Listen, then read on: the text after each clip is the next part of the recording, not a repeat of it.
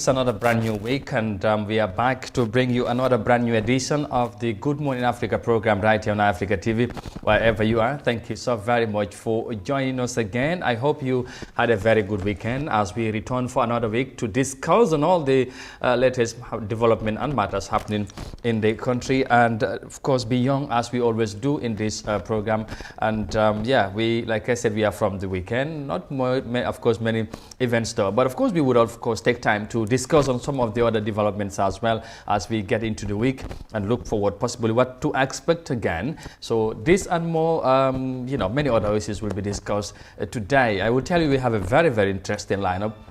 Knowing that we are starting another week, we should always want to make it very interesting, interactive, and as ever informative as well. And once again, thank you for choosing us. And of course, we'll be here to take you through from now to maybe 10 o'clock or beyond that, because we have very wide and extensive things to discuss this morning. Mbokk yi ñu ngi leen di nuyu beneen yoon fii ci Eyeafrica TV ñu maat mbégte lool dellusiwaat tey ci suba si la comme ni nga koy baaxoo di defee saa su ne bu waxtu bi jotee ñu ngi leen di ziar di am mbégte di àndaat ak yéen ci suba si la kon xam ngeen ne tey Monday altine yem ak ñaari fukki fan ak benn ci weeri décembre 2021 comme ni ñu koy defee gannaaw bu ñu jógee ko ci weekend bi ñu am yaakaar ne am ngeen weekend bu neex waaye tamit noppale ko ngeen ci weekend bi comme ñu ngi door week bi tey ñu fas yéene waxtaan leneen li amati solo ci réew mi tolluwaay bi ak naka noonu lu ñoo sentu ci week bi xam ngeen ne weekend bi daanaka bariwutoon ay yëngu-yëngu waaye lu ci mënta am foog ñu def ci taxaw seetlu jàngat xew-xew yi ci réew mi waaye tamit lan la moo nekk suñ kanam ndax réew mi nam pencoo moom foog mu am gars yi loolu lañ wax bu ñu ko def rek day doy waar su ko defee ñu nuyu di ziar di ñaanal jàmm ñi nga xamante ne ñu ngi feebar nekk ci kër yi wala ci hôpital yi ñu ngi leen di bàyyi xel tey di la ñaanal jàmm bu baax a baax a baax ñeneen ñi nga xamante ne tamit duñ leen mën a fàtte mooy ñu am nattu yàlla of course ñu nekk bala boog ci kaso yi fu ne ci réew mi wala fale ci Mile 2 Central Prison ñu ñaan yàlla subhanahu wa taala mu teggi nattu boobu ñu mun a dellusiwaat seen ay njaboot waaye tamit seen ay activités yàlla mun na ko yàlla def ñun ci noonu ma daal di nuyu ki nga xamante ne moom lay àndal ci jotaay ji saa yu fi nekkee mu nekk li am solo di suñ naataango xarit waaye tamit nekk suñ mag di Modou Mohamed Niang ñu nuyu ko bu baax ziar ko Modou Niang ñu nuyu la baax ba xam ne weekend bi moom xam naa ne noppale ko am na tuuti ñu bàyyi la nga ziar gars yi laata ñu soobu ci biir waxtaan bi. jërëjëf Amadou mag la nuyu maa ngi nuyu itam ñi seetaan Eyeafrica TV nekk si réew mi ak si bitim réew Amadou ñu sant yàlla bu baax ñëwaat fi rek weekend bi xam naa alhamdulilah passé na si jàmm ñu dellusiwaat nar a ànd ak gars yi te gars yi tamit xam naa ñu ngi ñooy aar si xibaar yi wér yi te wóor yi nga xam ne fii si Eyeafrica TV lañ ko dee taataane kon yéen ñëpp ñu ngi leen di nuyu fu leen mënta nekk di leen ñaanal jàmm di leen ziyaare bu baax am mbégte àndaat ak yow si jotaay bi boobu mbégte la si ñun bu baax a baax jërëjëf bàyyi laa gars yi rek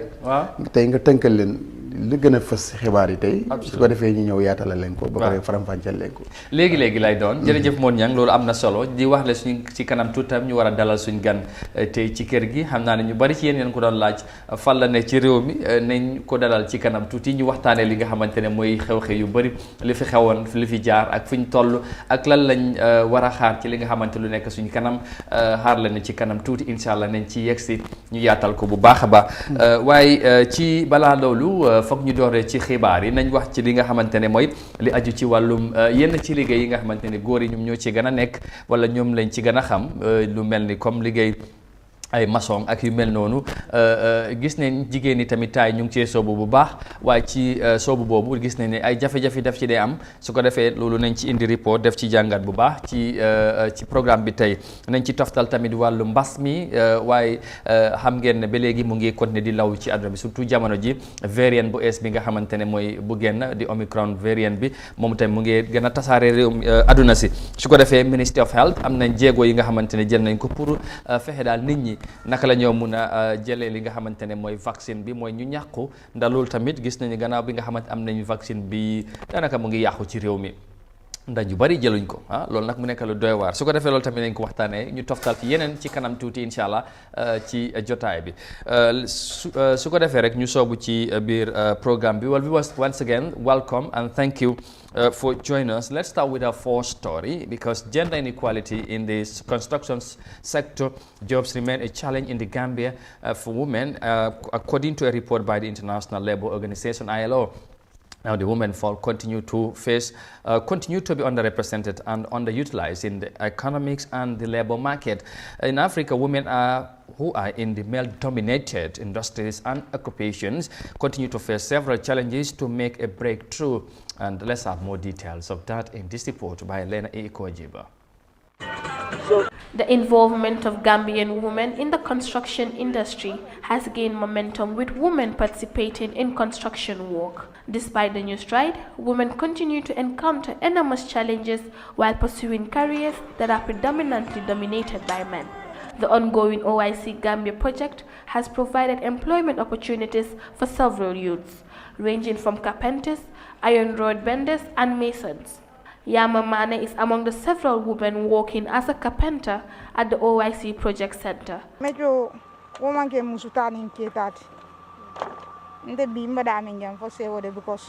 I am very happy because the skills I have acquired will forever stay in my mind. My skills are not only limited at work, it benefits me at home as well. At the site, while some women are specialized as carpenters, others work as iron rod benders. Having started work at the OIC project, most of these women have plans of managing their own construction companies to empower their fellow women and youths. Vocational skills are not only for men. Women as well can do it. We want to be our contractors. We want to run our own construction companies to employ youths in the country. In most parts of the continent, construction work is mostly attributed to men. This trend is, however, changing as most women are trying to work in the construction industry despite the challenges they face. Definitely, at the beginning, it was so hard for us. It was very hard because we were not used to it. It was hard. But as time goes on, we get used to it. When I first started working in the construction industry, most people discouraged me from it, citing that I am female, but my response to them is construction is not only here for men.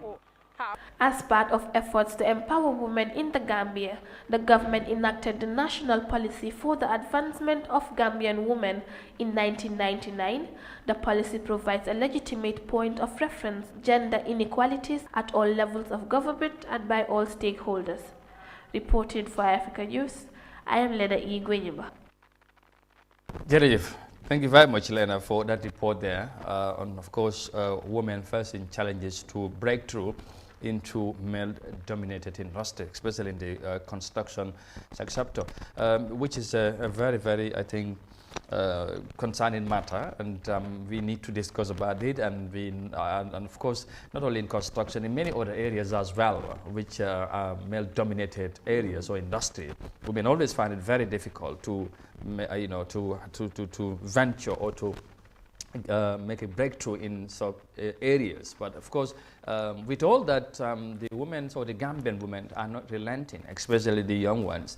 They are so much adamant and resolute to make sure that they would get to where also the men are, get to the level where the men are. I think that's quite very, very important. Mon Yang, su ko defee ñu waxtaanee lii du am solo mooy ci mbir yi nga xamante ne liggéey yi nga xamante ne góor yi lañ cee gën a gis, ñoom ñoo ci gën a fees, lu mel ni comme ay tabax ak yeneen yi nga xamante ne yoo xam nga ko ci réew mi.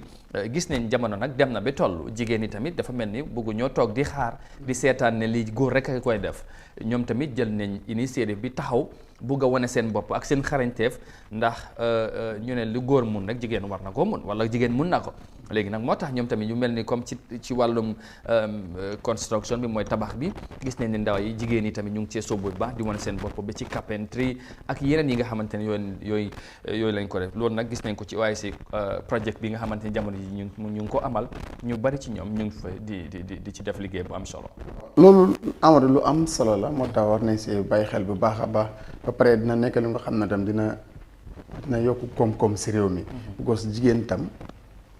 dañ leen di óolu si lu bari, because ñoom lu nekk because pour nga dégg fu lu wal am jigéen bari fa bu dee ten xamal ne seebi ni yëpp góor la dee nekk waaye du nekk ci because seen côté tey si mbiri drive-in bi tey ñaata jigéen ñoo nekk di drive but mostly problème yi ngay gis yëpp soo demee driver bi góor la di nekk or something like that waaye ñoom macha allah su fekkoon ne nu ñu mel si driver bi si tali bi noonu la góor yi mel konoon dina nekk lu nga xam ne lu sant yàlla bu baax la because jafe na lool nga dem si kaw yoon bi gis fa lu warta am si yoon bi wala incident something like that nga dem fekk jigéen mooy driver xaw ma tekkiyaa la xaw ma lu ñoo wax daf dañ ragal xaw ma waaye ragal ñu ne moo gën tam raglu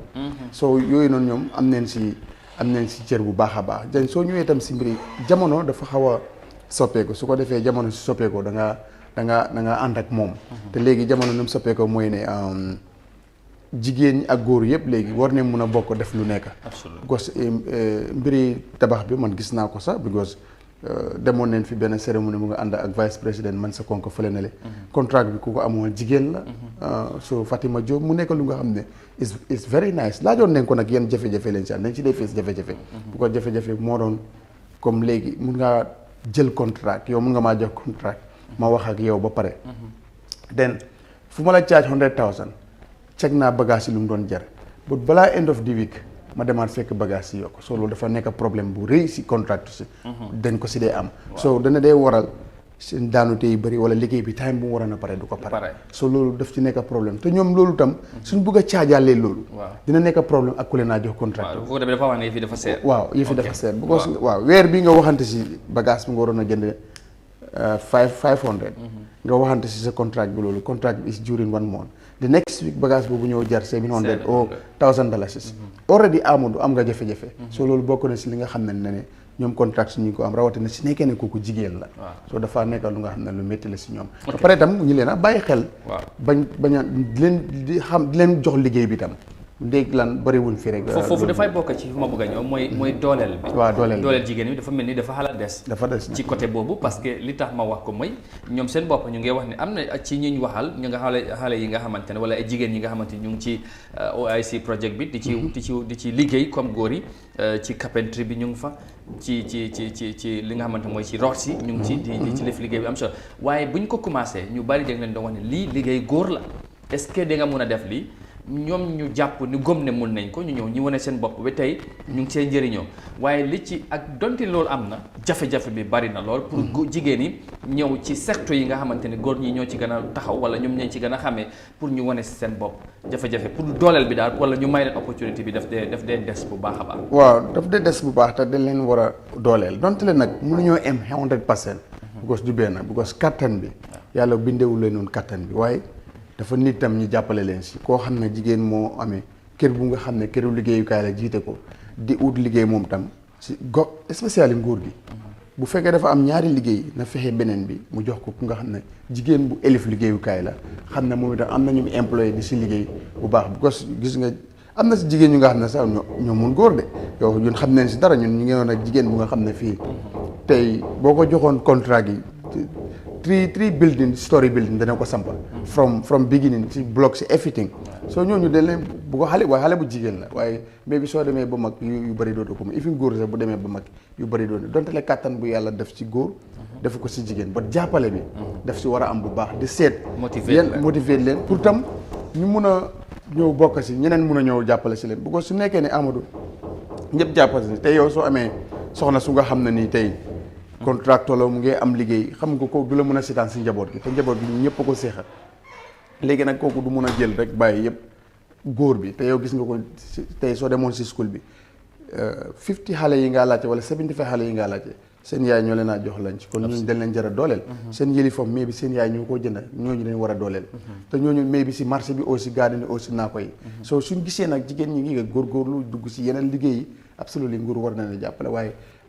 ñu am liggéey am doole war na leen jàppale ñu si mel ni ñoom taf nga xam ne moom daf dee jàppale doomi réew mi bu ko gis neen ko si lépp lu nit di yëngu si doomi réew mi taf daf si dee dugal loxoom bu ko gis neen police bi fii trafic officer bi gis neen weakness neen ko mu dem jokk xaar bu yàggul rek gis nga tiktok suñu dem rek jël jox leen contrat soo façon ngi nit ñooñu dañ am solo si réew mi te ñun ñooñu tam moom tam mu ngee tabax neen gis ne tam ay donte la am na compagnie bi waaye na gën a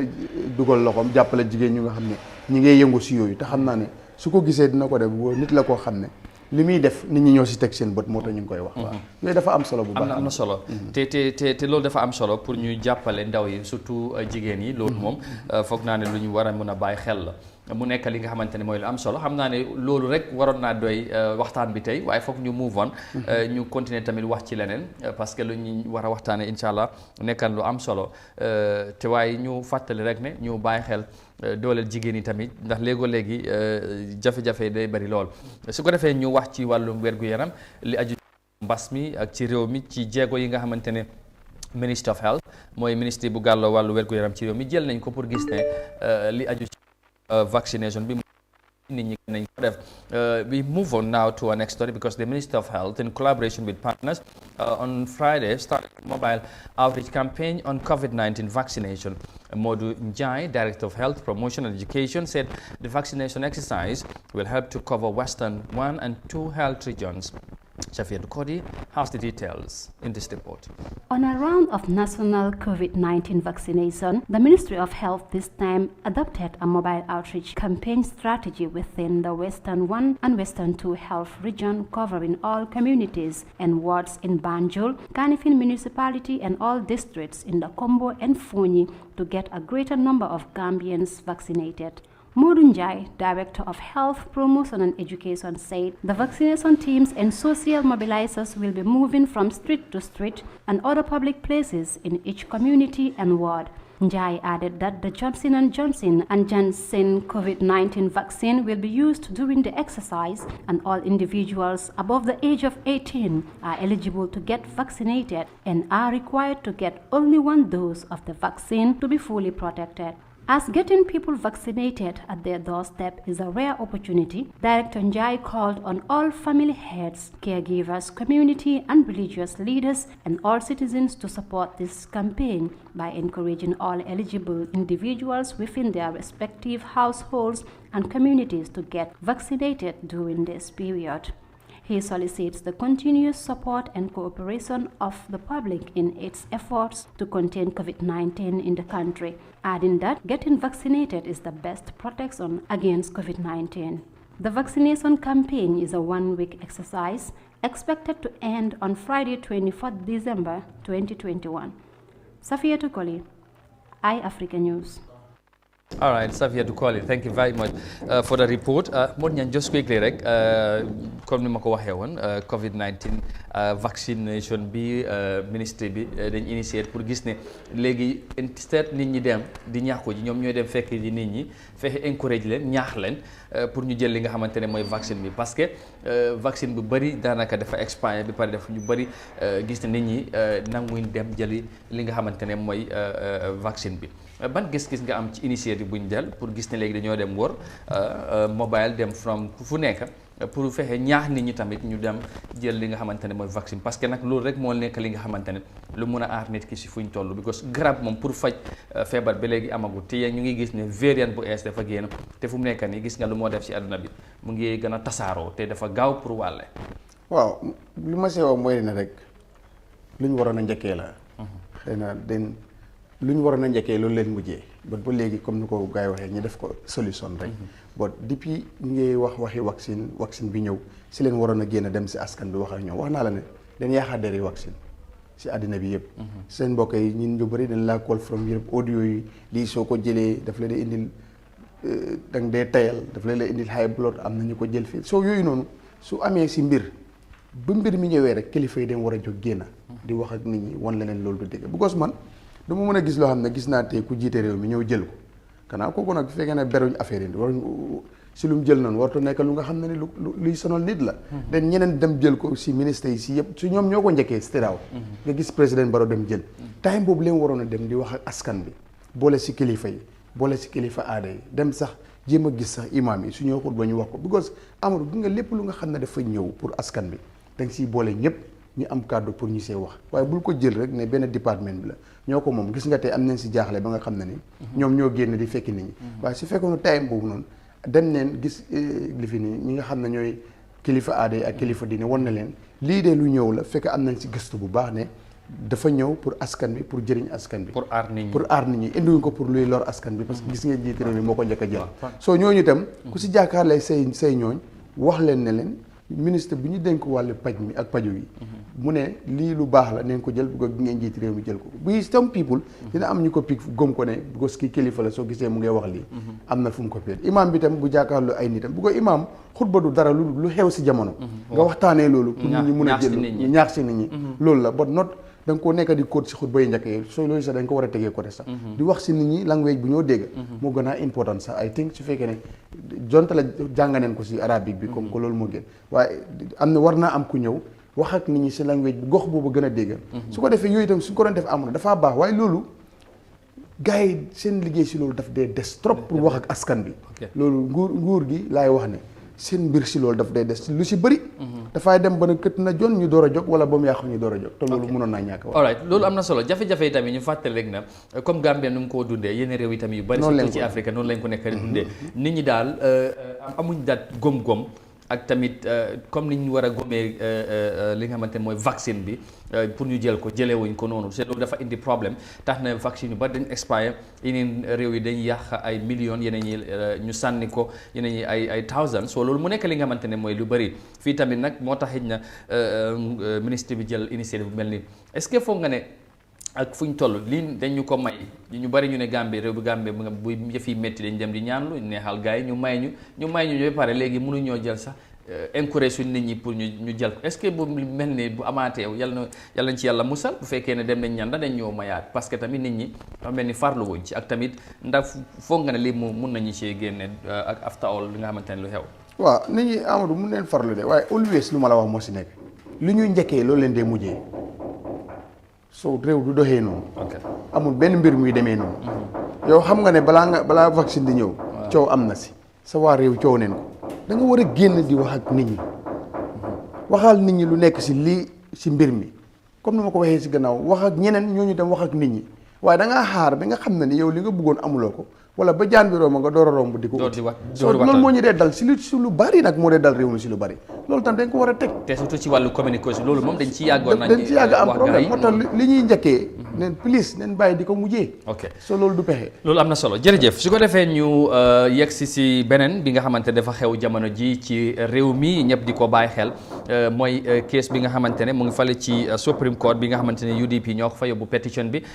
suba incha allah moom moo war a nekk hearing bi mooy si lañ ci war a toogaat gannaaw bi nga xamante ne xam ngeen ne toog bu njëkk bi continué wut dañ ñu ajoon ko ba ëllëg léegi nag war nañ cee mën a def jàngat tuuti lan lañ ci mën a séntu ak tamit mbir mi naka la demee woon suñ ndaw bu fa nekkoon war nañ cee mën a dellusiwaat mu gën ñoo explainal tuuti waaye laata loolu ñu dellusiwaat ci report bi indi ko fàttali leen li fa xewoon keroog just to move on quickly to our next story and of course that has to do with the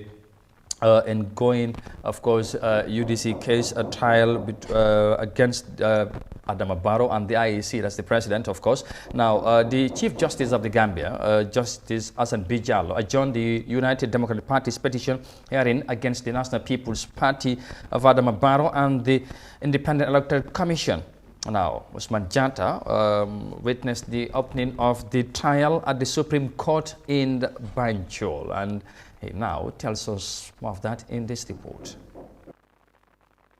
The court was adjourned by the Chief Justice Hassan B. Sise on constitutional grounds. Both the first and second respondent councils representing the Independent Electoral Commission (IEC) and the Council for the National People's Party respectively informed the court that they needed more time to prepare for the motion.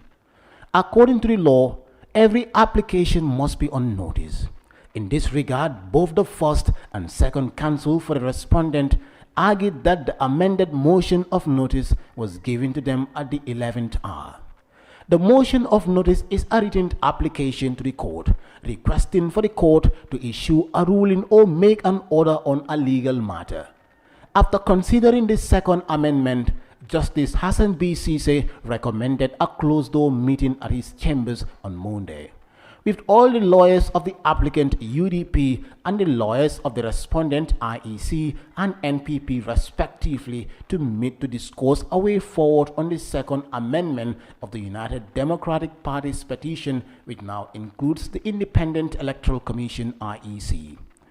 With President-elect Adama Barrow expected to be sworn in on 19th January 2022, the The Supreme Court judge urges all parties involved in the court hearing to expedite the hearing to meet the 30 days deadline of the hearing. The Yellow Party filed a petition on the 14th of December against the National People's Party of the incumbent. The Yellow Party asked the Supreme Court to determine that the election of President Adama Barrow was invalid because of the corrupt practices done during the campaign period. The main opposition party also wants the court to determine that the votes cast in favor of President Adama Barrow in all regions be rendered invalid, citing corrupt and illegal practices. The court is adjourned until the 22nd of December for the continuation of hearing. Usman Jata, Eyeafrica News. Usman is also here to help us better understand how the case, went on the Supreme Court on Thursday, was it? Usman, thank you for joining us and joining me on this platform to discuss on the UDP case at the Supreme Court against the, of course, the Adama Barrow, the president-elect, and the Independent Electoral Commission, like you highlighted in the report. But first, I will just allow you to say hi to our viewers, just quickly. Thank you very much, Amadou, for having me on the journey once again. Great. Now, remind us what happened exactly on the very day of the hearing. Of course, we know he could not proceed as expected, but what happened on that day? And of course, that led for the Chief Justice to adjourn the case to tomorrow, as Tuesday. Indeed, Amadou, the case has commenced on Friday, as you rightly mentioned, but it's like the case was more of like an introduction for the first day, and both sides were presenting, the judge was there to verify whether both parties were served with the motion of notice, because as you understand, every case, before it kickstarts or before it starts, both sides, that is both lawyers, both from the applicant and respondent, that is that of NPP and IEC, should be served with a motion of notice, notifying them that this is what they filed, this is what the motion is going to be about. So that was done, and it was verified, but at some point, both parties, you have to understand that it was a surprise thing as well, because at some point, the Yellow Party filed a petition against the NPP only, but with time, they decided to amend their petition and included the IEC, because most people were complaining that the Yellow Party made a wrong petition. Instead of filing a petition against the IEC, which is the election body, now they filed a petition against the incumbent, which most people think it's a weak petition. So at some point, what happened is that both parties, that is the party of the lawyer of the IEC and the lawyer of the NPP party, all argued, all complained to the court, to the judge, that they received their motion of notice very lately. And with regards to that, they will have to prepare, legally to be able to argue in the hearing. So for that being the case, they plead to the judge to extend the time so that they can go back to the drawing board to prepare more for the trial. So that was what happened, and tomorrow they will be expected to start the hearing. All right, and that's quite very interesting. So that's what happened on Friday, and the case has been adjourned to Tuesday. That's just tomorrow, and I know all Gambians would be keenly following the development. But today, also, we understand there should be a meeting between the Chief Justice and the lawyers of the two parties. Absolutely right, Amadou. There will be a closed-door meeting, behind closed-door meetings with all parties involved, because you have to understand that the trial period is 30 days. And before that 30 days and after the 30 days and rather, the president should be sworn in. That is on the 19th of January. And if things goes right, the president cannot be sworn in pending the trial. The trial cannot be going while the president is being sworn in, because the trial comes as a result of some misunderstanding with regards to the election results. So with that, the judge is very concerned about the time frame of the case, because all parties, you have to understand that there are two respondents.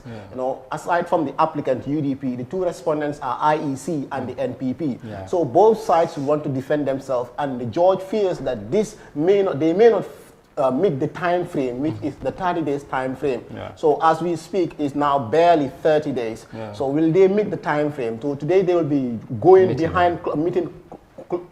closed doors to discuss about the way forward of the hearing to set the date. It's more of setting an outline where they argue, bring witnesses and so forth. So basically that is what the meeting will all be centered on. But the judge is very concerned about it. In fact, during the hearing, during the start of the hearing, he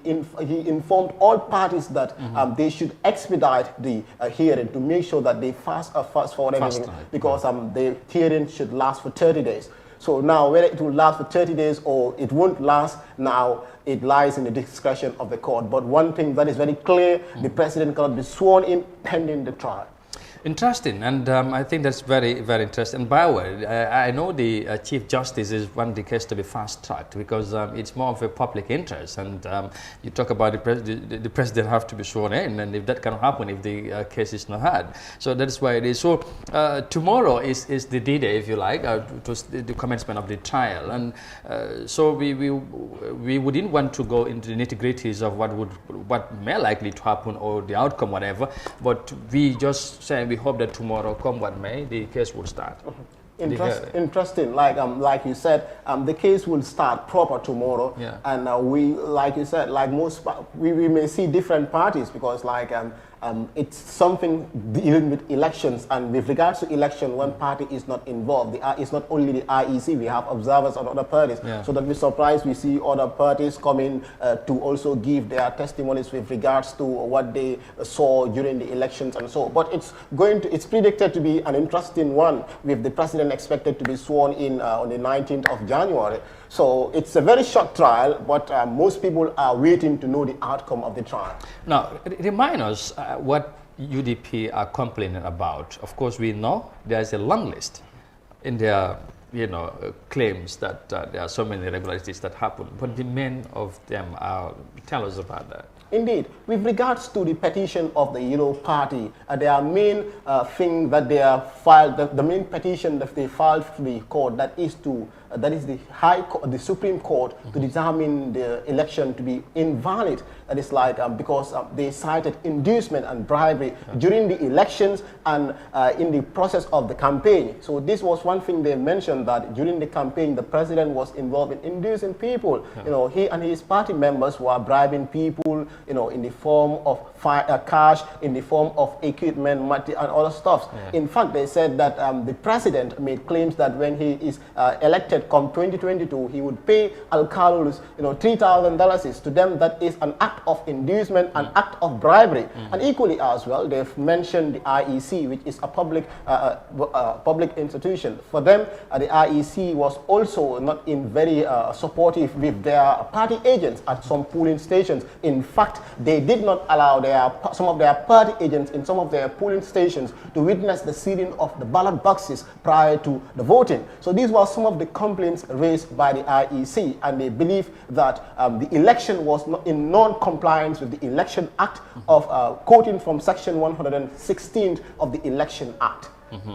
Interesting. I know we're going to leave it at that because, like I said, it's a case, court case matter. We wouldn't want to delve much into it, but I think we just wanted to give you what to expect tomorrow, and also update you as to at what level we are as the cases have started. So, Usman, thank you very much. I know it's a pleasure. We'll make sure that tomorrow you will be in the courts in Banjul as well, so he'll update us how the environment, the situation will be like. So the rest also tomorrow also we're going to give you of course an update as to how or what will happen in Banjul. Once again, thank you very much. It's a pleasure. All right, thank you.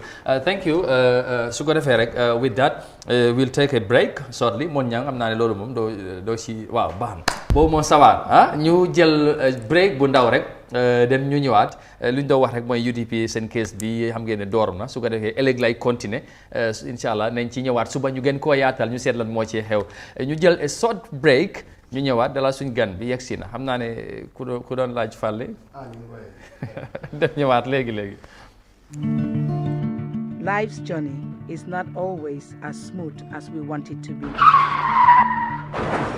Unforeseen tragedies such as accidents and disasters can and do happen. Paying out of your own pocket for costly damages can be a huge financial struggle and a setback for you and your businesses. Worry no more. Takaful Gambia Limited, the first Islamic and among leading insurance companies in the Gambia, will cover the cost of your claims and put you back to the position you were before the loss. Takaful Gambia Limited is currently sharing over $7 million to its esteemed customers for the year ended 2019-2020, among its customers who have not made claims at the end of the year. Takaful Gambia Limited, caring and sharing.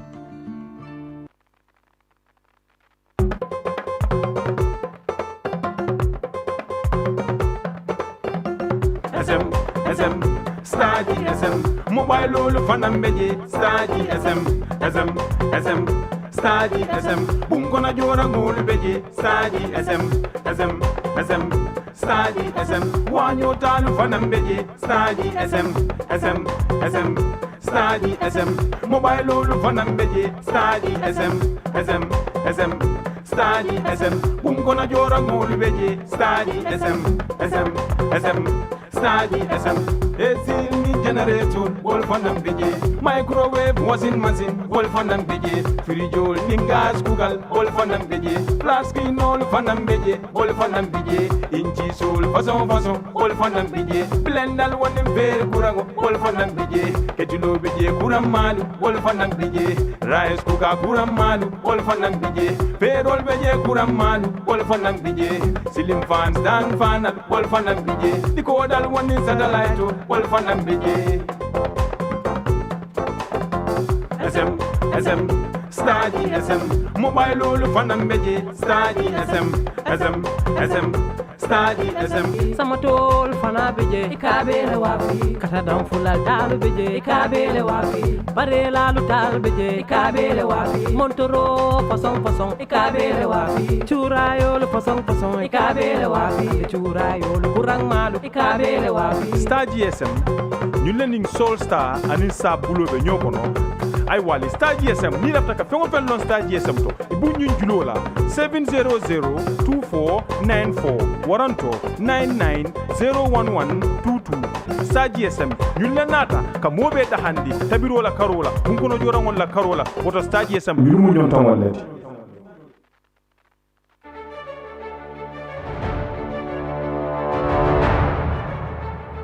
yombana bede mane li mom yombana Inco Home Choice ñolen indil offer bu neexa 10% discount on the 1st of December be 31st of December ñu len amal 10% discount bepp bagage bo fa jënda bagage yu melni power tools, airs tools, water pump, welding machine, small construction equipment, safety pump, lamp, garden tools, hardware ak lock set. ñu ñoko dégandor mané offer bi na ken bum ko faté té mané bépp liggéey bé mun di xalaat demal Inco di nga am bagage bu yomba té di nga am 10% discount ci wéri December bi ni so buggé am lu ci leer doxantul sen makani wala nga call len 7993846 wala ci 3415619 wala ci 3039000 wala ci 7707275 ak Inco Home Choice sem bépp jaaxalé ci walum tabax wala bépp liggéey bo xalaat demal fofu non yombana baxna ak Inco aduna bi mu ngi ci sa loxo.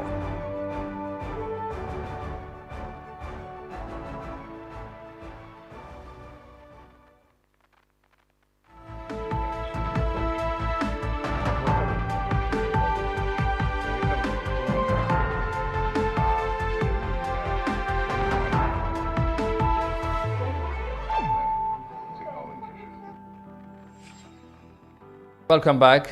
Thank you very much for joining us. We are back to continue, of course, the Good Morning Africa program right on Eyeafrica TV. And of course, we now into the second part of the program where we would want to welcome our guests and discuss on some very important matters that has happened in the country. And of course, that's also that we are anticipating as a country. As you know,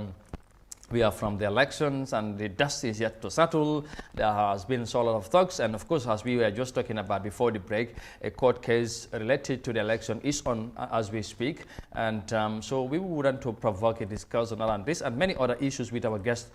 currently in the country.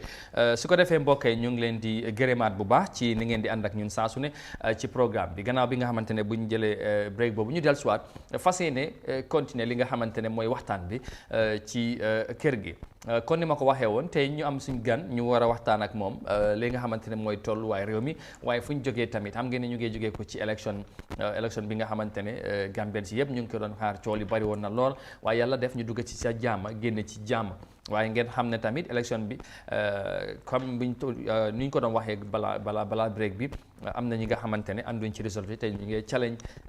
li nga xamante ne mooy résultat ci code bi comme loi bi nu mu ko waxee. ci loolu nag ñu war a waxtaan ki nga xamante ne ñu bari ci yéen dañu kon laaj ana diw tey nag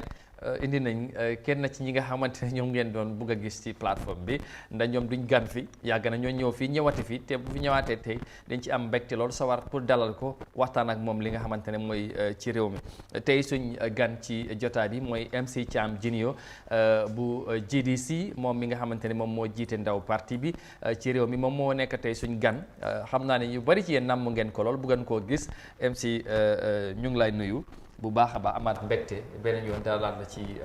Good Morning Africa nekk sa kër nekk sa programme tamit nag géej nga fi nag lool waaye xam naa ne ñëpp xam nañ lan moo ko waral ñu bàyyi la nga nuyoo ak waa Gambia ak àdduna ñu lay seetaan. jërëjëf Alaaji Amadou maa ngi la nuyu di la gërëm di la sant bu baax di jégalu rek because wala nuyu ñëw bu yàgg pour waxtaan ak réew mi ñëpp xam nañ si lu nekk jamono bi baax na tam ñu teey ñu xaar parti décision yi parti bi. doo mën a jóg ci tànga bi rek nga ñëw wax lu nga xam ne ña parti bi d'accord agul moo tax ma xawoon a jël tuuti break pour waxtaan naa suñu parti si ñu am décision bi nga xam ne moom la ñu benn cadre xam ne ñu génnee ñëpp wax ko tey kii wax fii élection yàgg dina yàq parti bi moo tax ñu xawoon a dal tuuti pour xaar pour gis ne yëpp jaar nañ ko si yoon di nuyu ñu nekk si diaspora bi yëpp ak si réew mi fii yëpp di nuyu Mr Niang bu nga xam ne wax dëgg yàlla mu ngi def liggéey ba am solo di analyse politique Gambia bu nga xam ne Good Morning programme bu rij la bu nga xam ne ñëpp koy seetaan si réew mi fii ñu nekk si réew mi ak si diaspora bi yëpp di wax ne asalaamaaleykum. jërëjëf MC di la gërëm di la sant comme ni nga koy waxee saa su ne moom tamit ndaw la waaye kilifa la ci réew mi te tamit ku Gambia daf ko jaral lu bëri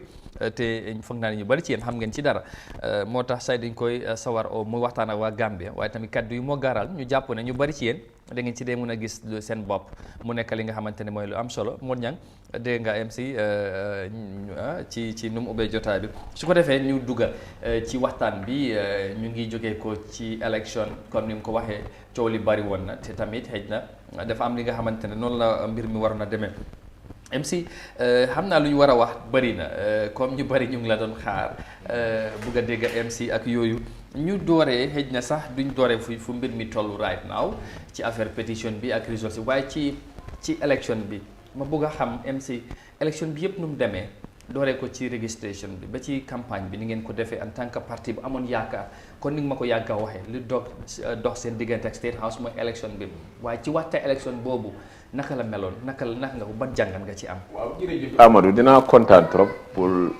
toog tey fii pour waxtaan pour jàngat élection bi. bu nga xam ne wax dëgg yàlla bëgg naa ko def bu yàgga wante kon moo ko waxee ñu doon xaar yëpp ba gis ne yëpp jaaral nañ ko si yoon. si wàllu registration bi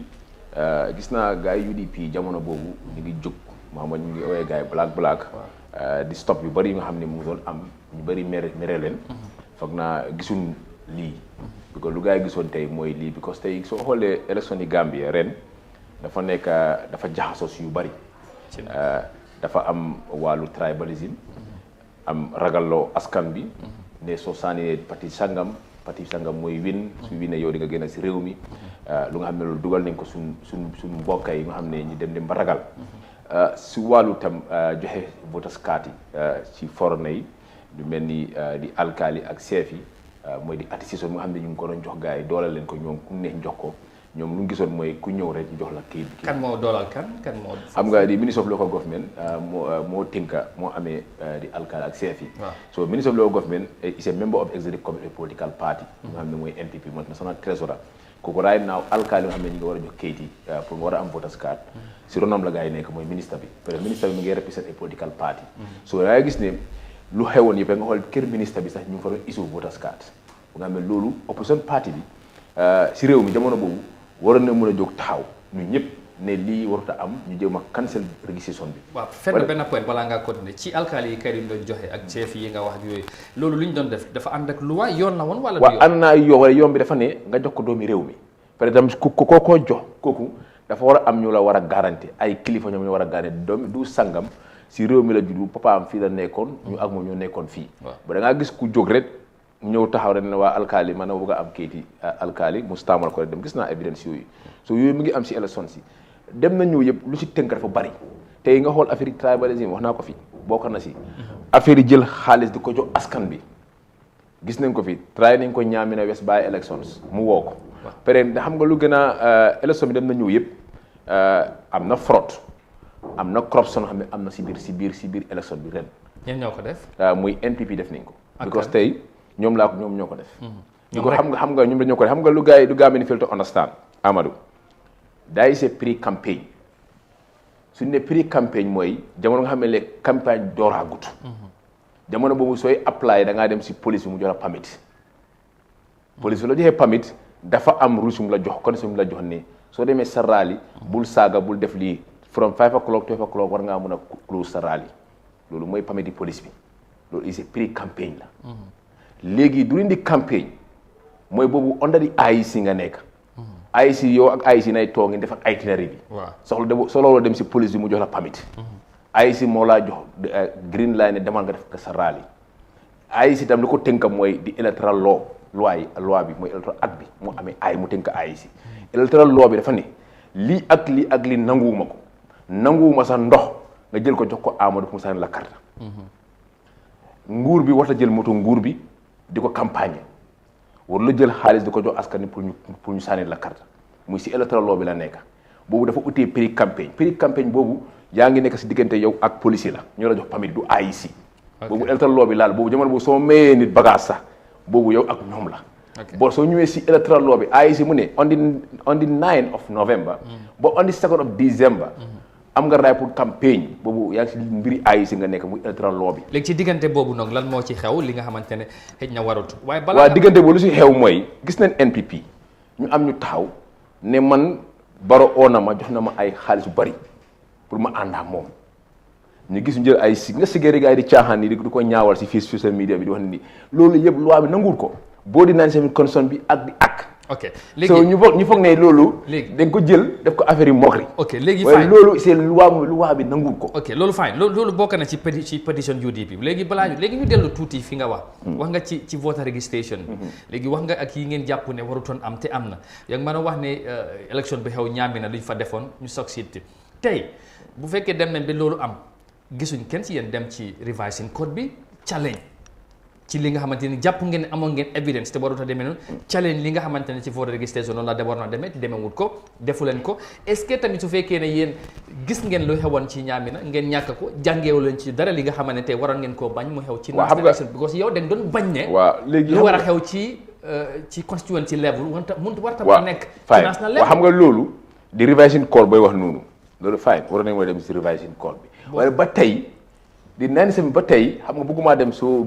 deep about the petition. because I know some of the evidence. waaw am nañ ko. waaw man I know some of the evidence. even the foreign nga xam ne vote nañ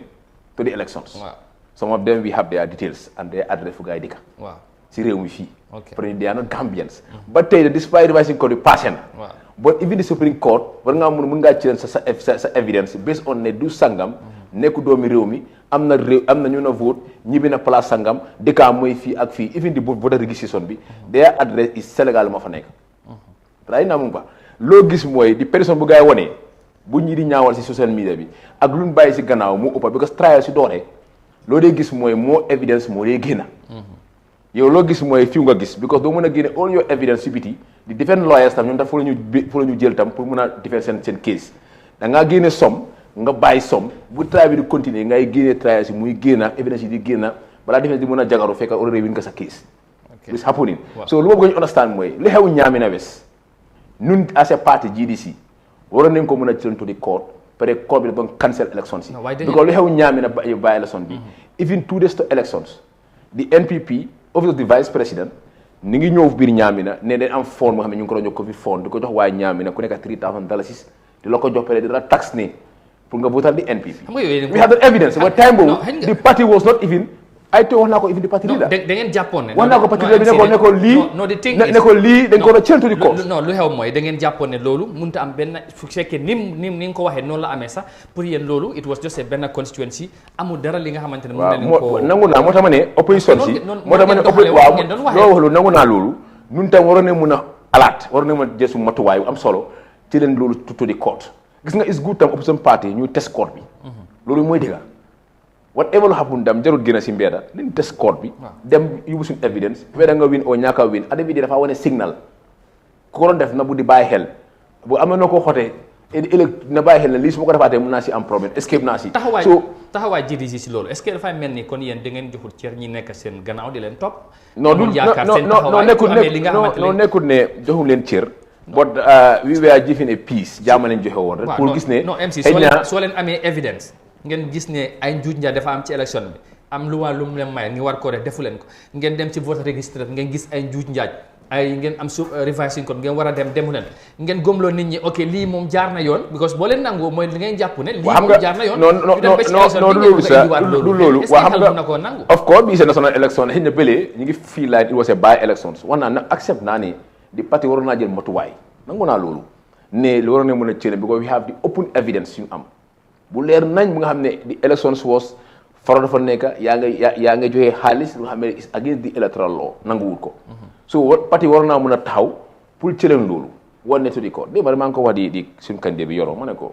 ñun all the UDP lu gaa di claim ni ñoo ko woon a njëkkee but NPP tam dañ ko try in Ñaamina mu woo ko ñu ne waa léegi is fine we can use the same method mu dem to national elections right now comme ne loolu mënut a nekk warta am sax non because tey da nga war a jaay sa agenda to the party daa si tuuti réew mi nga war a jaay lu war a am mooy sa agenda nga war a jaay askan bi loo war a dimbale loo war a jox askan bi balaa elections dama nga dimbale askan bi jàppal leen dooleel leen waaye time campagne waxal gars yi loo amal réew mi ok loolu mooy dëgg moo ne am na loo ci bugg a yónni balaa may dugg si beneen point li rek mooy ne rek foofu leen ko parce que comme quoi electoral law bi wax na ne si biir campagne bi nga xam ne ni seqatuloo ko ak police ay si nga ko seqal yow amatuloo raay jox kenn xaalis ku dut ki nga xam ne mooy amatuloo raay daal jox kenn xaalis ku nga ñi nga xam ne ñoo la war a votal kon dafa mel ni ñoom den yar seen kuy rek mu ñëw màgg leen mu tampon leen ni ko olof bi kon loo ko wax mooy ne time boobu dañ ko waroon a jóg kaas li nga xam ne mooy est-ce que ñoom bàyyi ba jaan bi romb ñu door waaw dafa mel ni dañ léegi leen door a réaliser problème te mu ne gars yi dañ succeed jël succeed boobu nag use ko tam si élection bi ak ko tam moom lu wax kon seen càggante la ñoom wala seen naagu ba nga xam ne lu tax defuñ ko jamono boobu noonu toog ba time bi ñu koy def waaw ñoom nag ñoom jidi si loolu dal waaye UDP ñoom fu mu leen dalee defee nañ ko fa mooy dëgg nag mën naa loolu ay am accept ok loolu léegi nangu naa loolu te xam ne ñun ñoo war a taxaw lii ñoo ko na njëkki ok xam nga ba léegi ñu ngi waxtaan ci build up to the election am na yu bëri li mu doon gën a fees suma waxtaan ak yow te nga dañ ko doon bañ yàgg naa wax ne jidi fii daanaka parti bu tas la ndax NPP jël na seen nit ñi bëri est-ce que loolu feeñul si élection non feeñu xam nga soo xoolee moo tax ma ne politique bi dañ ko jëlee si Afrique tribalisme door naa ko ma doon ni wax dañ dem suñu support base bi parce que ñëpp xam ne support base moo ko on tribalisme bëgguma oo benn xeet boo dañ dem suñu support si wan leen ne soo leen sànni leen Mama Kandeh yéen a ngee dooleel UDP suñu jëlee réew mi yéen di ngeen daw génn réew mi we have the evidence we have the videos we have am na evidence and loolu support loolu la gars yi gëmloo tey support est-ce que loolu yombul déedéet xam nga la suñu support si tey suñu support si dañ leen ragalloo ci naka lu la gars yi ragalloo mooy soo votelee Mama Kandeh yaa ngee dooleel UDP and UDP suñu jëlee réew mi di ngeen indi seen bagage daw génn dëkk léegi yéen kañ ngeen yëg loolu ak ngeen ko yëg yaa nga daa ko office ay panel ne na gars yi bàyyi di tribalism language bi wax ne ko ba soobee gars yi presque kon loolu la gars yi gëmloo gars yi wan ne soo votelee Kandeh yaa ngee dooleel because Kandeh soo ko votelee vote bi dafaa dem si Kandeh soo yaa ngee dooleel UDP pour jëlee réew mi waaye loolu naka la mën a nekkee loolu ngay campagne. non kon est-ce que yéen am ngeen li tax ñu nekk si because man dama gom nit boo ko gomee donte ne li ñu wax xam nga dafa am luy fees mon ñan du bari am na ñuy wax ne Halifa Sallah ñu bari ñu wax ne PDS man de bëgg naa Halifa waaye dama su ma ko sànnalee du win waaye donte ne am na ñi nga xamante ne dañ gom-gom bu ñu am ci PDS ak Halifa li nit ñi mën a wax kooku lañ sànnil. est-ce que bu fekkoon ne loolu maa wax mooy. loolu maa wax mooy dañ ko débat ak ñu bari ne. nit ki soo ko gomee muy wiinu da nga ko war a sànni. waaye problème bi dafa am ñu use Halifa. Halifa man moom laa bëgg a xam-xamam doy na ma waaye. suñ ko xam naa ne du wiin. waaw te léegi suñ ko sànnilee. dina am ñu win te dina am ñu win di seen mbir boobu loolu dem loolu ko fekk naa si débat bi foofu ak lu mu mënta xew am na ko war a sànni non waxuma la da nga war a sànni ak lu mu mënta xew am na ñi nga xamante dañ gom waaw di philosophie ak Halifa moom dañ ko sànnil ko xooluñ si dara gom boobu loolu maa wax mooy nangu naa sax wax bi ne man dama gom ne su benn carte sax man dinaa ko sànni kande bon yow loo gom ak lu keneen gën du benn ak loo dem wax nit ki tam gëm la woon ko ne ñii suñu jëlee boo tax waaye bul fàtte ne politique la tamit non waaye politique waaye def tribalisme boobu wala dem soo xoolee di electoral law bi sax daf ko wax nanguwul loolu war looy use Afrique tribalisme pour mën a convince mu sa support la su loi bi dus all évidence yu xam ne ñu ngi ko am non loolu moom déggal baki démba sax benn waay i soxla baro la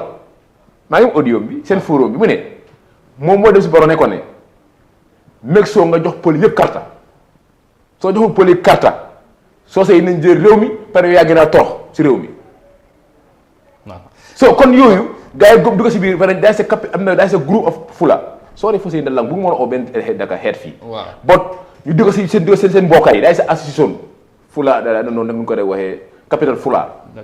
capital fula waaw dugg si biir poli wan leen ne soo leen sànni le Mama Kandeh yéen a ngeen dooleel UDP yéen bi suñu jëlee réew mi yéen ngeen nangu seen tool yi di ngeen daw gën a si réew mi those are all evidence ñu ko am we have the videos we have the audios ñu ko am so ñooñu ragal soo duggee ragal si nit xam nga doomi adama tey Emri Thiam soo ñëwoon si man tey nga ne ma nga wax ma loolu du ma nangu ay waaye la moo tax ngeen bàyyi bi léegi di ko wax yàgg nañ ko wax all our rallies yàgg nañ ko wan leen ne Mama Kandeh taxaw na si ay plateforme ba ñu ba koy na mu ne leen benn xeet ou benn political party mun a jël réew ndax xeet si réew mi fii amut waaw loolu waaye tey ñaata Gambians ñoo understand loolu non kon yéen sa message bi jàll la ma ne problème house yaa ngay dem house to house dugg si kër yi di joxe xaalis di convince gars yi di woon gars yi lu gars yi di woon taxaw nañ fii Demba Baye Force taxaw na mu ne man xeet bi laa bokk bon su la sànni suma xeet yéen poli ak yeneen xeet yi nii di nga doo gën a réew mi lu nga xam ne loolu waaw yooyu yëpp dañ koy ñaaw so loolu yooyu xam nga ragal yëpp condamné xam nga ragal dafa bokk si élection bi yaa ngi ragaloo ay xeet parce que man dama gëm ne Gambie soo gisee this time ñu vote ñu bëri tey businessman yi they support Barrow because with Barrow su la nee nga yokk a saako ma la $10,000 du complet businessman yi dem seen gox yi seen dëkk yi di fa campé dool xaalis moo tax ma ne élection bi dafa lu fa laxasu moo bari because ñoom de comfortable with Barrow ne Barrow will not control dem su la neexee nga yokk a maalo so da nga fa ne Barrow dina bàyyi ñooñu ñu doxalee lu leen neex si réew lu méngóo ak lu after bu mu ne after bu nga xam ne announce neen because it's not yet man I don't recognize him na win na election si understand nga so right now with all lu happen léegi xam ne bagaas di yokku 5 years in si nguur bi mus naa taxaw ne wàññi leen maalo bi nii Yahya Jammeh fu mu nekkee Yahya Jammeh dafa toog mu ne leen hey kilo yàppa dafa war a dem $250 lii ak lii dunda bi nii ak Barrow musu ko because of the business community bi businessman yi gëm nañ ne ñoom with président Barrow su la nee nga yokk a maalo $10,000 to complet moo ne all of them they all go and campaign pour Barrow lu Barrow nangul gaay Kandeh du ko nangu Dabo du ko nangu Halifa du ko nangu est-ce que loolu la wala agenda moom leen tegal Amadou loolu sax loolu gaw ma ne président bi sax ñoom mun neen def loolu seen yéene pour loolu waaye président bi nag du nangul loolu ñu nga xam ne dañoo jàppale ko pour ëllëg loraange askan bi loolu président bi mën a nangu loolu ñang juróomi at yaa ngi si boppi réew mi fii mus ñëpp fi nekk si réew mi 5 years mus nga gi président bi doog taxaw ne le ma ne ceeb bi dafa war a wàcce nii non waaye démocratie lañ nekk waaye déjà démocratie wala yaa ngi wàññi nga taxe bi non market bi yaa ngi ko wàññi ba tey dina ba nga yokk dafa libéral xam nga Yahya Jammeh lu mu doon def loolu moom ak léegi business community Barrow bu ko defee yow yaay jonge ka jóg nga ne ko ne dictateur la bëgg a nekk wala da nga wàññi taxe da nga wàññi taxe bi taxe bi boo wàññi war naa reflex to the people waaw and loolu nekkul reflex to muy am mën naa yow ak keneen léegi problème bi kan la after bu mu wàññee taxe so affaire la nguur waa wàññee matuwaay yooyu wane hey wàññi naa lii wala lii meg soo ne lii fi la war a ñëw parce que soo gisee mu wàññi ko pour dund askan bi ñu mën a njëriñoo mën a yomb si ñoom. bu boobaa da ngeen ko wax dicté. déedéet soo wàññee taxe nga oo business community bi tegaa ñu ngeen ne wàññi naa taxe bi léegi based on lii ak lii. ok fine léegi MC balaa ñoo kon ñu delluwaat tuuti parce que yow bu fekkee da nga wax ne dañ jël affaire de tribe ak yooyu ñu waaye réew mi yëpp MC seen performance 2016 ñu bari ñu ngi la wax MC li ngeen mën a def seen yéen Barrow sax daf leen dóor ifin seen fii nga xamante ne mooy seen base fi ngeen yaakaaroon sax ñooñu kon gom-gom bi fa ana non xam nga Barrow su nekkee suñu base boo wax na dafa dóor fi ngeen amoon fan ngeen gën a perform 2016 yëpp well right forget now about Jimara politics is like that tey mun nga 2016 mun ngaa perform fii well nga ñëw nga perform feneen well loolu is not in politics and soo xoolee number of vote bu GDC am loolu amul GDC number of vote bu GDC am moo ëpp 2016 the vote but percentage waaw but the votes votes count Gambia ñu la votal waaw 2016 89,000 vote ñu la votal 89,000 ñu la votal waaw waaye percentage bi waaw percentage bi is 12 and nga xool xam ne parti moo taxaw you have 6 party nga taxawal 2016 was 3 party it's different so right now yaa ngi am 6 party nga am 6 party es ngi ñëw ne fu nekk na am ñu bàyyi fi ñëw toppa keneen loolu is normal but yaa ngi am 100,000 Gambia ñu la votal compared to nekk 2016 was 89,000 Gambia ñu la votal about the base man ma nangu ne lu xew in si election si this year man nanguwuma resource because lu xew Jimara ñu xam nañ ko est-ce que Jimara they register out people from Casamance ñu isi leen Sara Bojo on the election before la guys stay thousands of Sénégal ñoo ñëw foofu in Sara Bojo MC yi yëpp xam nga li we have the evidence because loolu xew na exemple loolu xew na time yi Amat Ba bu nga bëgg Opa Saalum bu ama ba bëggee daan bu ko bëggee daaneel dañ dem si frontière yi register waa frontière yi ñoo votal LNK di APR si ama ba daanu loolu la ngay xool Kande day register Sénégalais yi jox leen voter card gars yi ñëw stay in Sara Bojo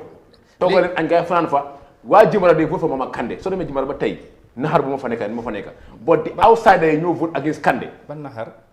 they are not happy because tey ñoom day vote for Kande wala outsider yi ñoo vote lu xew élection bi mooy ma ne élection bi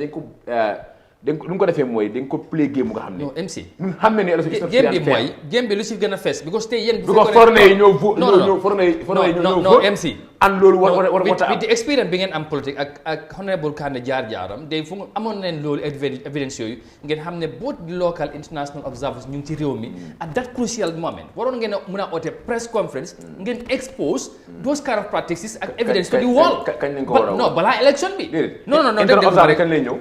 you were here 2 weeks 3 weeks balaa election. Inter observers day ñëw few days for election. déedéet man mit naa leen. non UN dañ fi yónnee observers 2 weeks. wala ñooñu. ak ECOWAS 1 week ñooñu dama leen meet they were here so mun loo am evidence yooyu nga balaa élection nga téye ko nga xaar ba élection passé nga dem kan laa go you don't know Inter observer bu gaa ñëwee they meet all the parties this is it waaw waaye bu gaa meet parties yi waaw lu ñu wax ak gars yi si close door waaw yow doo ko xam léegi lu ñu wax ak gars yi close door I was at the meeting waaw bu gaa ñëwee min leen parties yi léegi lan ngeen ñu toog waxtaan nañu wan leen ne waaw wan leen suñu concern because ñun we have right these petitions lu tey lu UDP di yóbbu code nii ñun ñoo ko njëkkee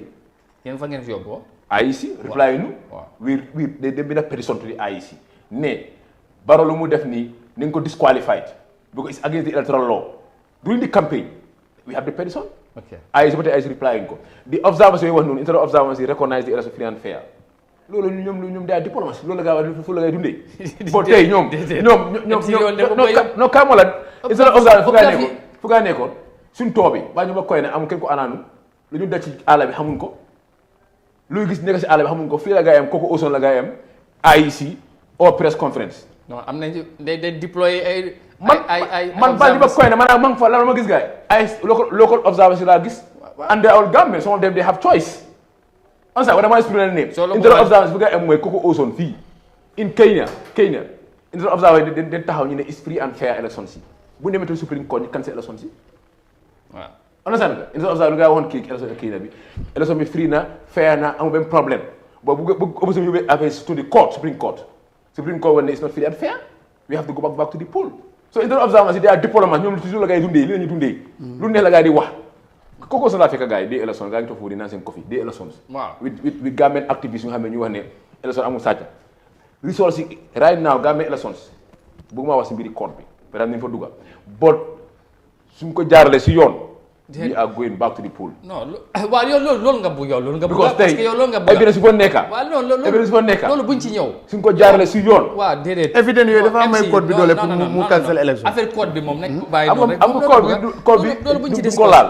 bon dama bëgg ñu understand mooy international observancy their diplomacy ñoom si lii lañ yaakaar so ñooñu daal gëmuloo leen yow gëmuloo gars yi non mu ne because ñooñu dañ recognize results du leen gëm exemple bi feeñ na in Kenya gaa wax nañ ko fa ne it is a free and fair bind seen report everything fan la mujjee non waaye loolu est-ce que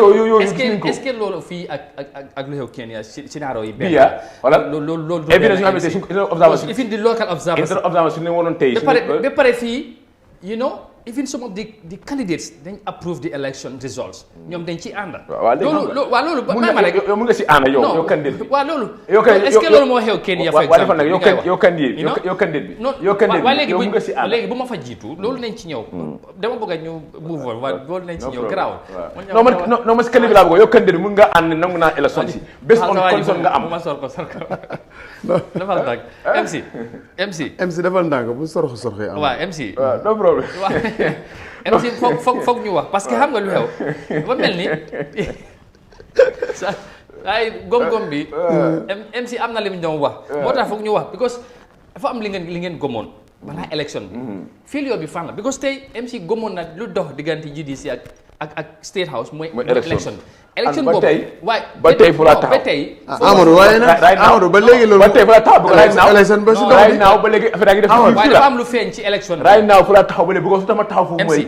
man gëm naa ne is not free and fair non MC waaw loolu ba tey fu la taxaw am nga ci plein droit problème du foofu problème bi mooy GDC est-ce que yéen sax tey mun nañoo wax ne ak li ngeen am ne mun nañoo wax ne thanks to Yahya Jammeh ak APRC faction bi moo tax moo sigil GDC konoon lambaay dafa doon gën a ñaaw non du there's an alliance non MC xam nga alliance nga am kenn ku nekk loo am nga issue loolu that was no when I speak it's an alliance du am nga man I will thanks everybody GDC APRC GAP independent ñang ñëpp laay gërëm ñoom ñoo leen sigil si ñëpp laay gërëm di supporter GDC supporter APRC képp ko xam ne jàpp nga si ñu nekk si aussi daal ñëpp laay gërëm parce que dama gëm ne ñu fa dem vote it's not about dama war a gërëm benn particular groupe ñëpp laa war a gërëm kenn ku nekk dafa ci jàpp waxuma la sax even benn vote dafa count non waxuma la tànk dama ne so comme man non MC results li ngeen am bu fekkoon alliance boobu amutoon last minute konoon yëf yi daf doon gën a garaaw waaw mun na am alliance amutoon tam réseau bi mu ëppa you don't know non loo ko jël liñ gis mu loo ko jël non liñ gis mu loo jël loolu mun na am alliance amutoon Mama Kandeh fu mu laal ay 5000 mooy foo ñi rek waaw loolu is normal politics. non it's normal tey mun nga. non mun loo ñëw 2016 nga force nga génn nga door record ñëpp ñu ne waa kii war nañ koo baaxel sa second attempt affaire yi gën a doy waar. ak li doy waar nekku fa. su nekkoon ne Kandeh dafa dem mu am less than 100,000 or 50,000 or 20,000 votes nga war a wax but ku am 100,000 votes in si élection lu mu performance si John si constituency si in 2016. amaat bu mu fa am ak ren. soo xoolee léegi 2016 si results si. waaw. we win ñu ngi win only 3 constituency leen bi. waaw with all the noise bu ñu dee wax kaka GDC. waaw and lu GDC perform in Greater Banjul area in KMC and West Coast musu da am history. waaw understand. waaw so kon ma laa expliqué ne 2016 we win only naka fii leen win naka Jokaadu. Lower Ñoomi. waaw naka Ñaamina West Ñaamina West. waaw foofu leen win. ak Jimara. Jimara win Jimara. we lost in Jimara 2016. ok dañ ñàkk Jimara dañ ñàkk Ñaamina East. waaw Yahya Jammeh fa win. Ñaamina West ngeen win. Ñaamina West leen win tri dëkk leen win. waaw andi maaji bu rawee Yahya Jammeh sax feneen la am doole mooy in Jokaadu. waaw it was tight. so léegi daay naa nga xool léegi 2021 nga xool vote ji di si am like Busumbaar tey ñi ngi complain. bul fàtte nombre bi tamit dafa yokku. waaye yokku na wane di amount of votes ñu la votal. waaw moo ëppa than 2016. waaw léegi and secondly waaw léegi xam nga la moo tax foofu percentage mbir mi mu doy waar. nga xool yaa ngi doon am 2016. yaa ngi am about 800,000 votes. ñu vote about 400,000. fekkee ne sax àgg na fa I can't remember exactly number. I think it's 500,000. waaw 500 something. léegi yow in 2021 yaa ngi am about 900,000. yaa ngi am about. how many participate? no candidates. waaw candidates waaw. how many number bi tamit. waaw léegi vote. waaye léegi ñaara ñi pare nga xool lan moo cause vote si this time. yan ban line la nga di vote yi. waaw no it's about the tribalism. no but about jaay. no crucial ragaloo Gambians ragaloo Gambians. non MC du loolu jël xaalis. non di ko jox Gambians MC du loolu rek. di ko jox Gambians yi élection bi dafa amoon fayda. Gambien si dañ jëloon élection bi am fuñ ko teg ñu bari yow da nga ko élection bi is crucial du ñu bari wax ne élection is one of the most point of correction du Gambien si de foreigner yi ñoo ñëw decide loolu sa gis-gis la rek elections loolu sa gis-gis la we have the evidence non waaye loolu leneen la loolu foreigner yi ñoo decide Gambien si yow mënuloo ko wax yow tey ngay wax loolu MC ma yaaga naa ko ala ne alkaali yi neen bàyyi xel ne réew mi fi suñu réew la chef yi neen bàyyi seen xel boobu we have the evidence ku taxaw si mitri Barrow mu ne ko Barrow waxal chef bi mu ne ibi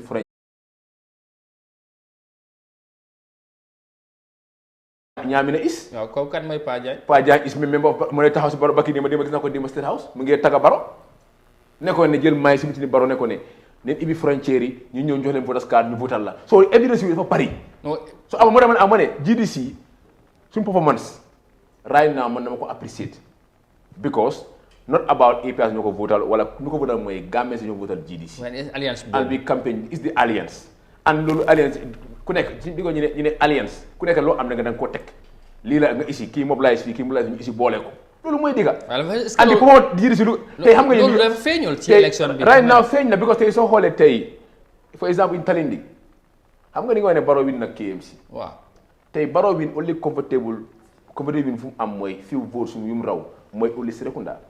xale fa nekk soo compare Barrow in Talinding UDP ak GDC in Talinding Barrow dafa daanu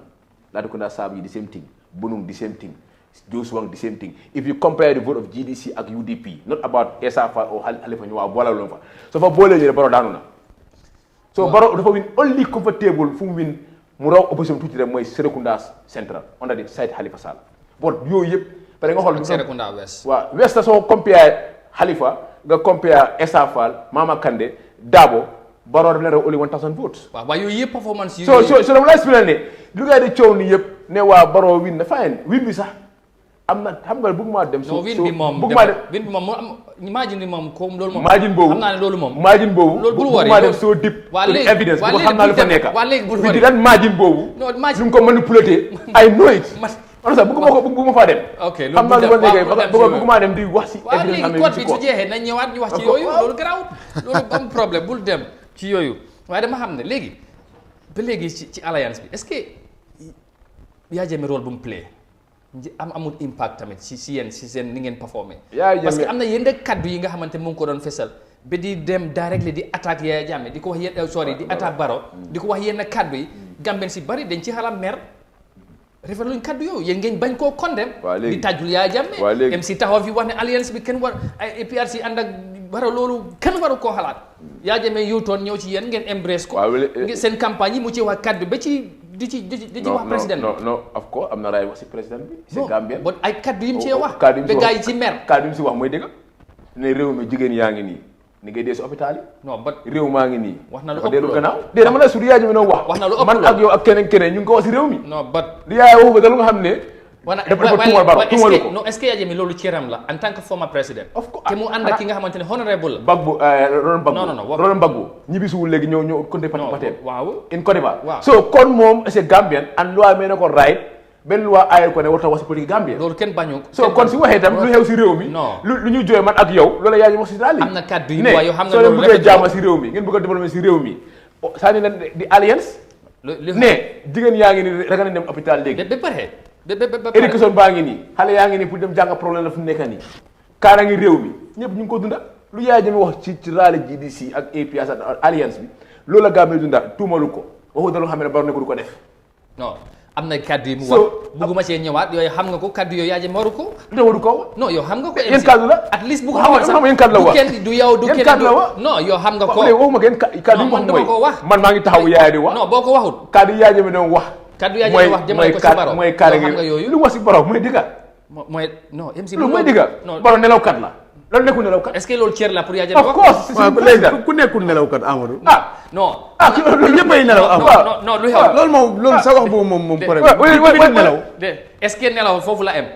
waaye Barrow bi gars yi dañ yab Barrow rek waaye kan moo fi nelaw non du loolu mon ñaan ñëppay nelaw non MC est-ce que kaddu nelaw Yahya Jammeh foofu la am man ne man lu ma déglu mooy ba li waral ba Gambien si di ci ñaaw la di kool ci rajo yi di wax ne Yahya Jammeh warta wax loolu moom MC Gambien si ñaaw di ko ñaawlo mooy ñu ana Barrow ñoo ko ñaawlo because tey xam ne ne waxam dafa am impact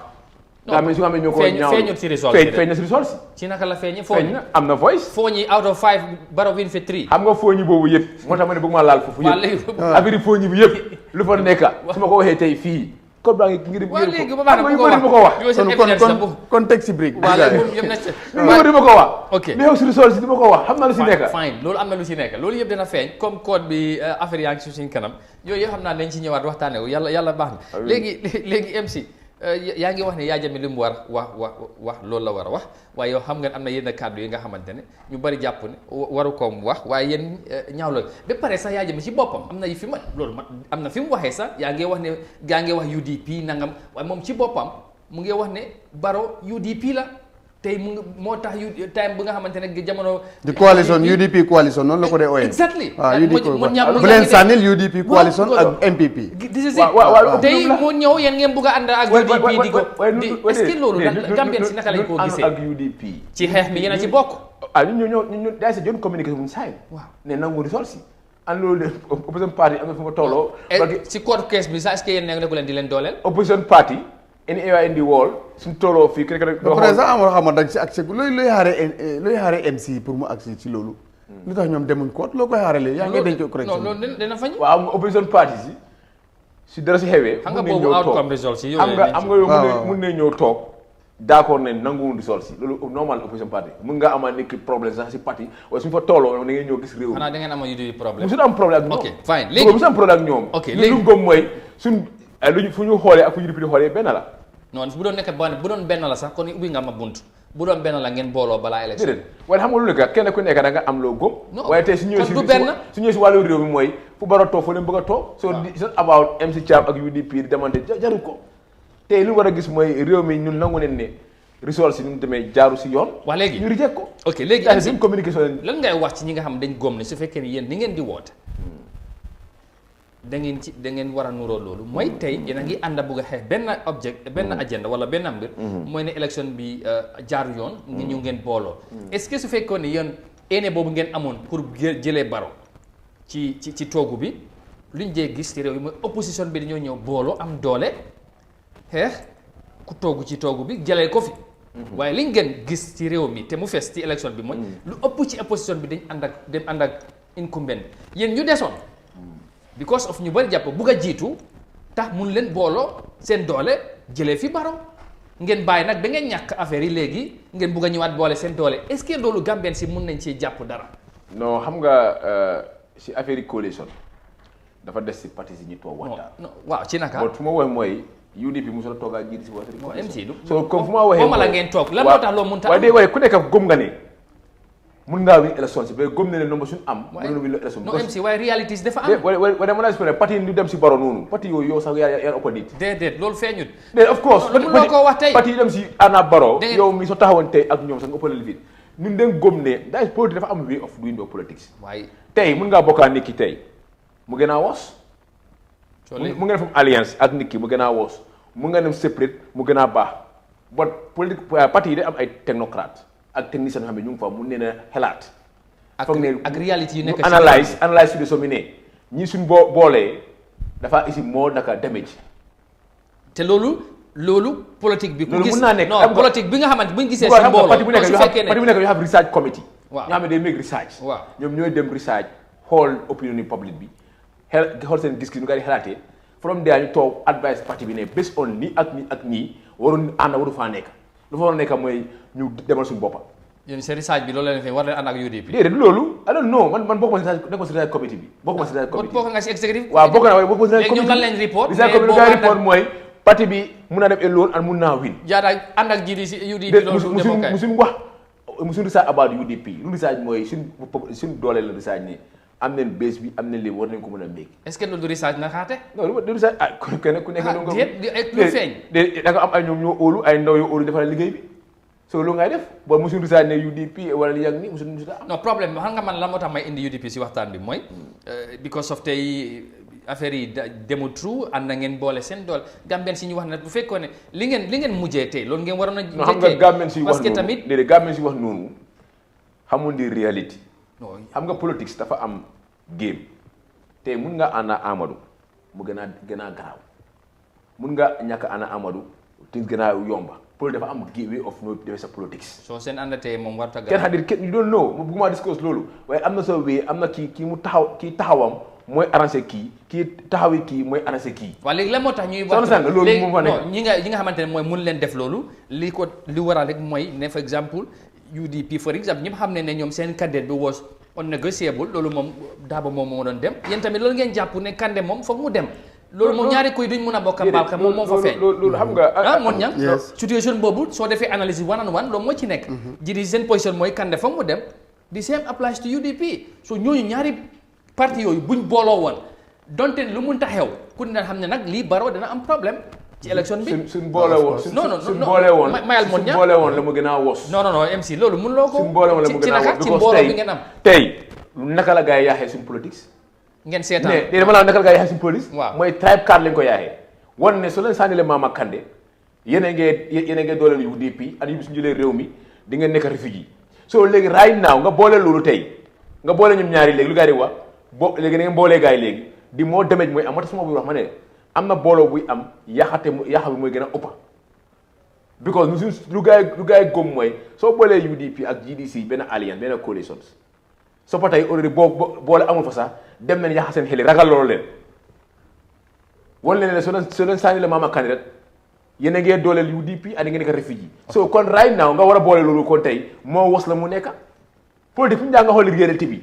fu ñu nga understand la lañ di dégg la lañ di understand doo mën a xool fa di seegof ne neen bokkaret def alliance déedéet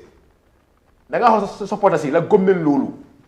because already loolu la gars yi gëmloo gars yi yaxa ne seen xel ragal loolu leen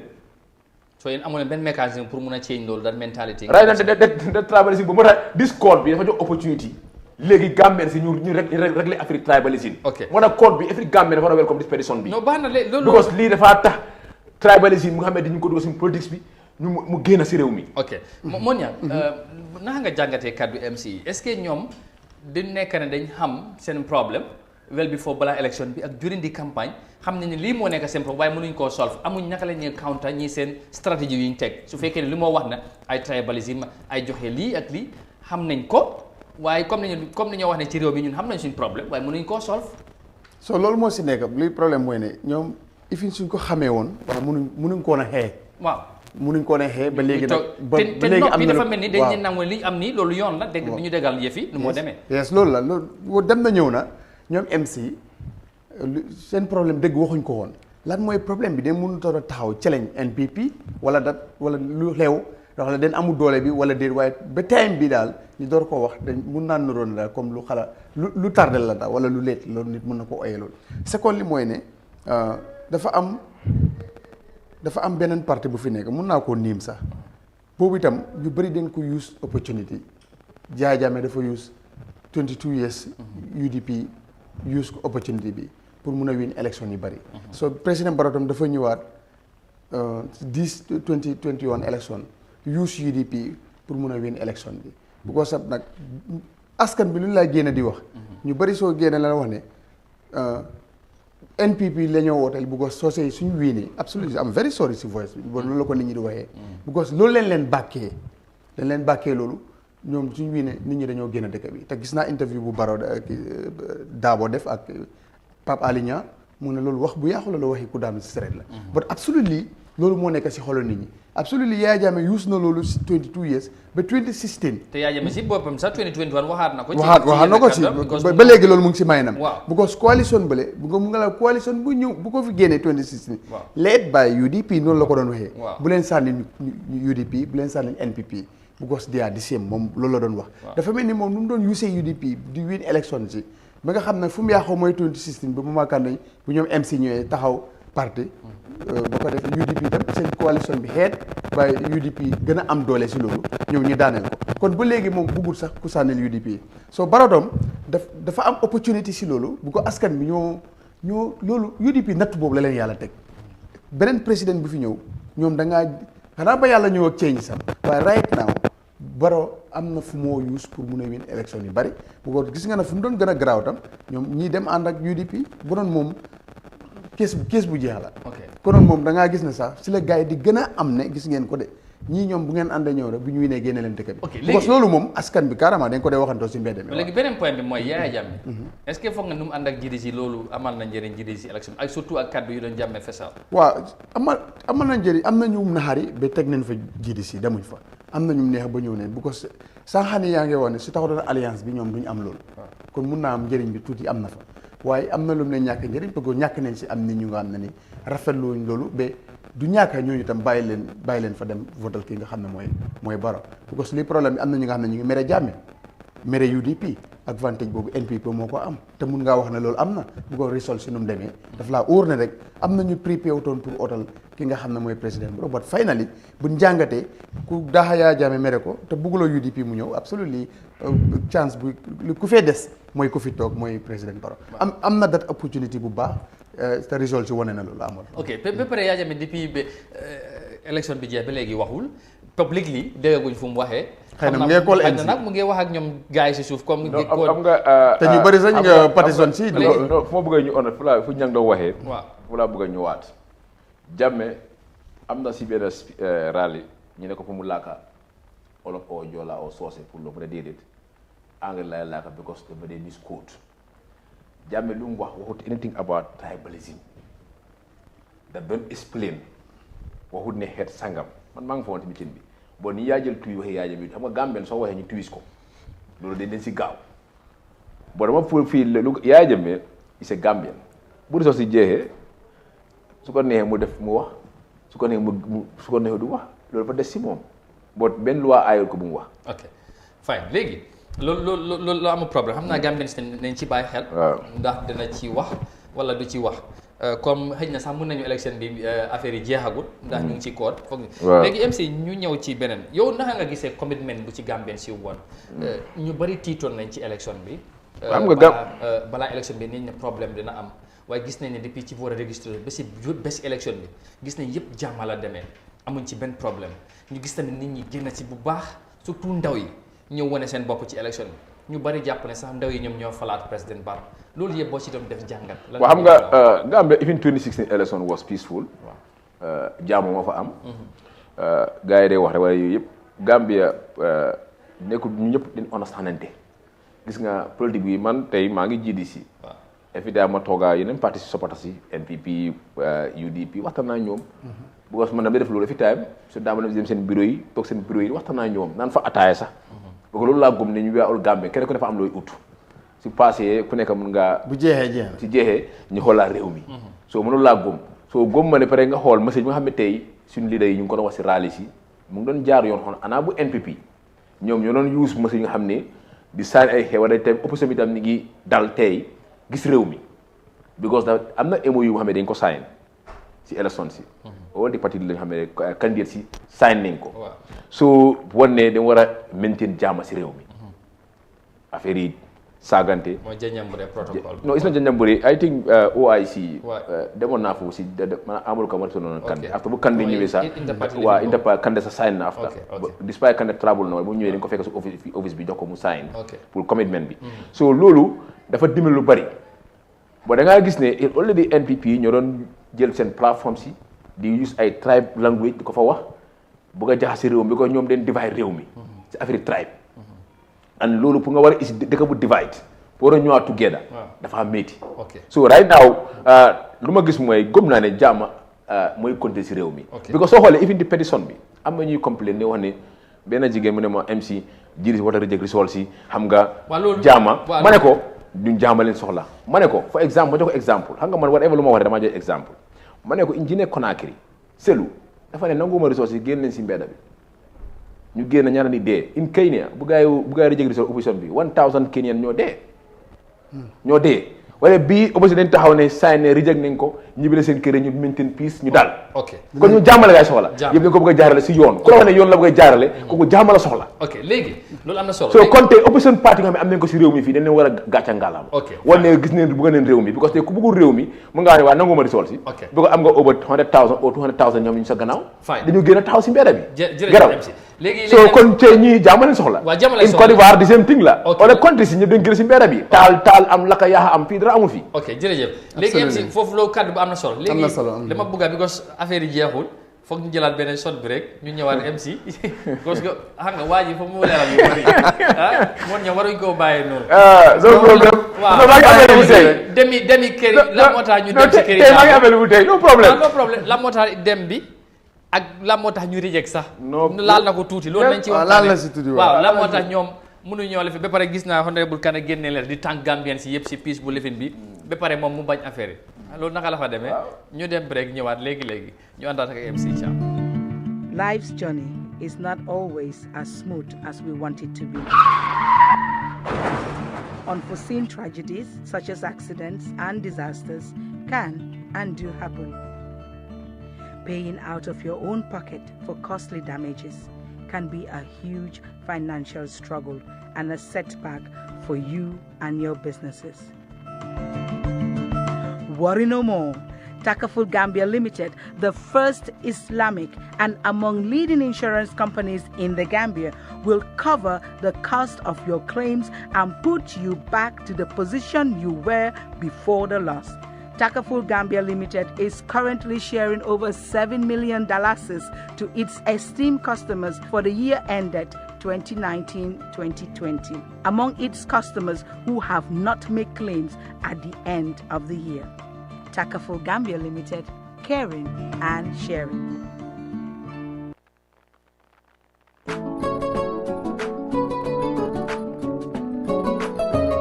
Tobacco Control Act 2016 came into force in December 2018. Section 9 of the Act gives every person the right to a tobacco smoke-free environment, and a person consuming a tobacco product shall ensure that he or she does not expose another person to tobacco smoke. The Tobacco Control Act 2016 prohibits smoking, including the use of shisha in public places, workplaces, and public transports. A person shall not smoke in any part of any public place, workplace, or public transport and within 100 meters of such place. These places include hotels, restaurants, bars, office buildings, schools, garages, prisons, police cells, video clubs, and public service vehicles, among others. Any person responsible for a public place, workplace, or public transport shall ensure the observance of this section. This message is brought to you by the Ministry of Health and Management Sciences for Health.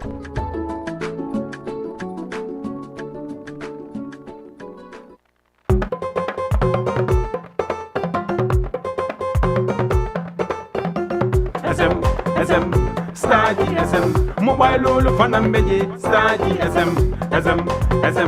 Star GSM, boom gonna jora gol beje, Star GSM, Star GSM, wanyo talu fanam beje, Star GSM, Star GSM, mobile all fanam beje, Star GSM, Star GSM, boom gonna jora gol beje, Star GSM, Star GSM. AC generator, wolf on them biggie. Microwave, washing machine, wolf on them biggie. Fridge, gas, Google, wolf on them biggie. Flat screen, all on them biggie, wolf on them biggie. Inchi soul, fason, wolf on them biggie. Blender, one them very kurango, wolf on them biggie. Ketulo biggie, kuramalu, wolf on them biggie. Rice cooker, kuramalu, wolf on them biggie. Payroll biggie, kuramalu, wolf on them biggie. Ceiling fans, stand fan, wolf on them biggie. The codal one is satellite, wolf on them biggie. SM, Star GSM, mobile all fanam beje, Star GSM,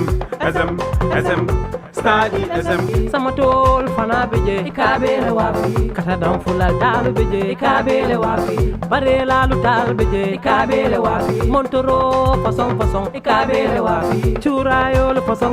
ikabele wafi. Churayol kurang malu, ikabele wafi. Star GSM, ñu learning Soul Star anin sa bulo be ñokono. Ay wali Star GSM ni lafta ka fengo fel non Star GSM to ibu ñun julo la 7002494 waranto 99011122 Star GSM ñun la nata ka mobe da handi tabiro la karola mun kono joran wala karola woto Star GSM ñu mu ñon tan wala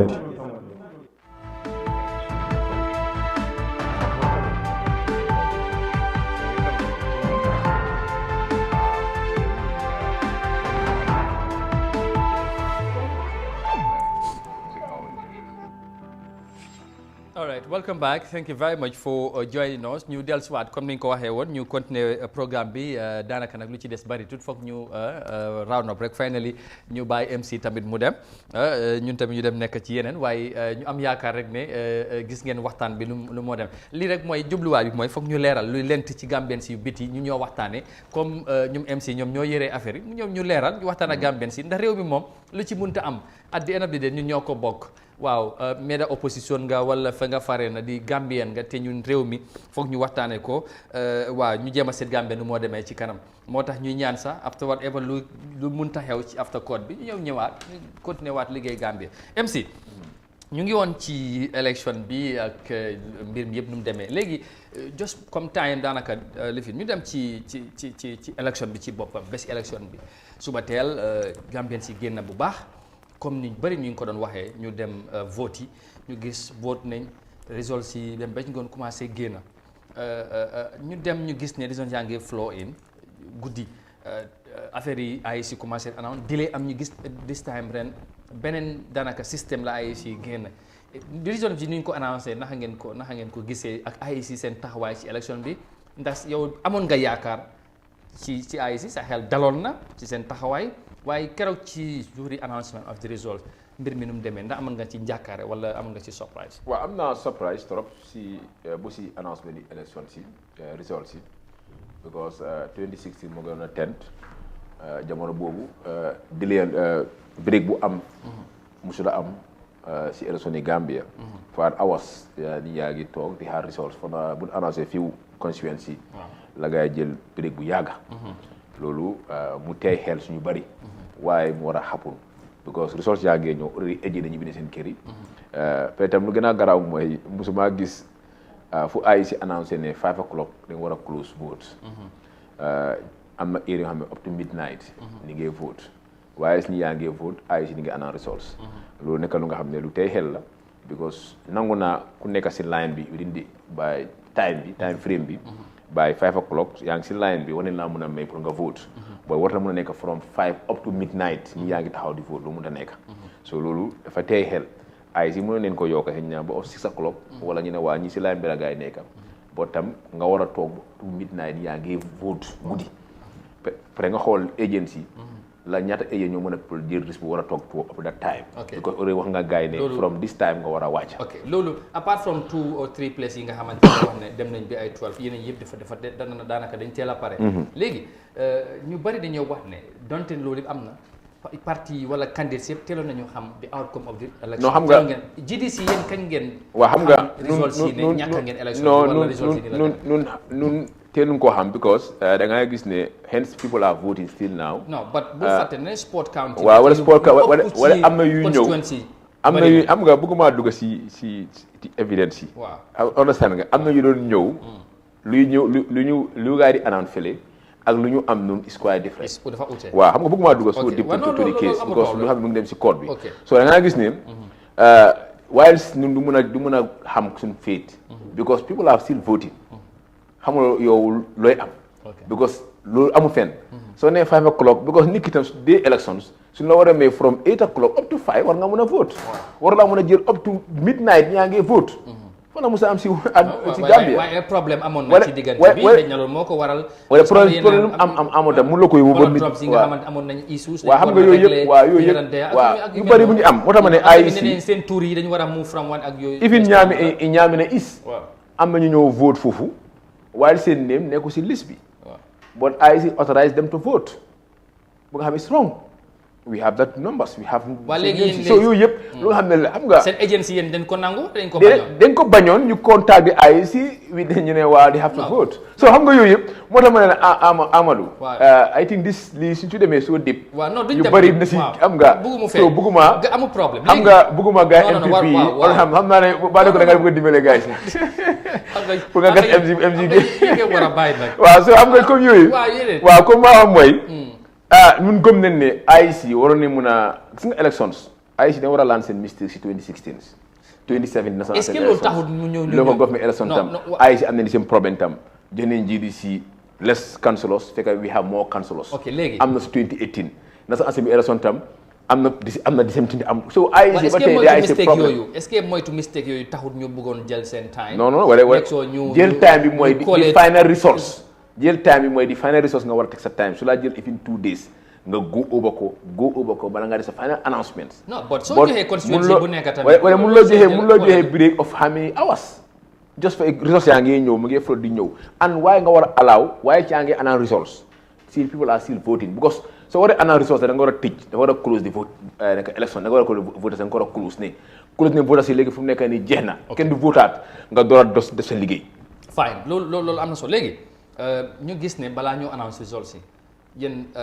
foog naa ne UDP dañ génne statement wax seen nañu nañ kaam ñu ngi observe and then later on they would communicate jékki-jékki rek nga gis ngeen génne statement da ngeen def press conference eventually press conference amut jékki-jékki nga gis Kandeh ak Essa Faal ci këri Dabo dem boobu noonu est-ce que lu waroon waaw xam nga waaw of course xam nga dafa am lu xew man lu ma dee wax rek dama koy teg si yoon dam noonu dafa am ku ma call si gars yi Essa Faal yi mu ne dama bëgg a nomba Kandeh si kilifay Essa Faal yi la bëgguma woo turam mu ne ma dama bëgg soxla kat because ma gisi ressources yi dem nii ñun I think ñun ñu ko nangu ma ne ko man sax because maa ngi si polling agent yi groupe chat yi GDC bi gis naa figo si ak nu mu demee xam naa ne something is wrong bëgguma dem so deep about it so léegi ma lifin bu ma koolee ma jox ko ma ne ko hold na jaru sax nga teg xaaral ma jox ko nomba Kandeh bi ñoom ñu call Kandeh fekk already ñu make nañ su decision daa was an emergency meeting si guddi fat bi wala suñu position so Dabo yéen si guddi ngeen def emergency non si guddi bi bu leen gis affaire yi ñu discourse ñu oote ñu xam ne ñoo ko bi di Banjul kon yéen da ngeen teel a yëg affaire yi bi di Banjul waaw because xam nga déedéet di ngay gis lu gaa di announce bëgguma dem soo dip ak lu ñu amee si kër bu ñu amee ak lu nekk fële du benn so already suy benn xam nga evidence you don't need to have 1000 evidence even benn evidence mën naa toon elections si January so léegi ñu toog so understand nga bu ñu toogee ñu waxtaan léegi ñu gis ne lawyer Dabo jamono bu mu toll nii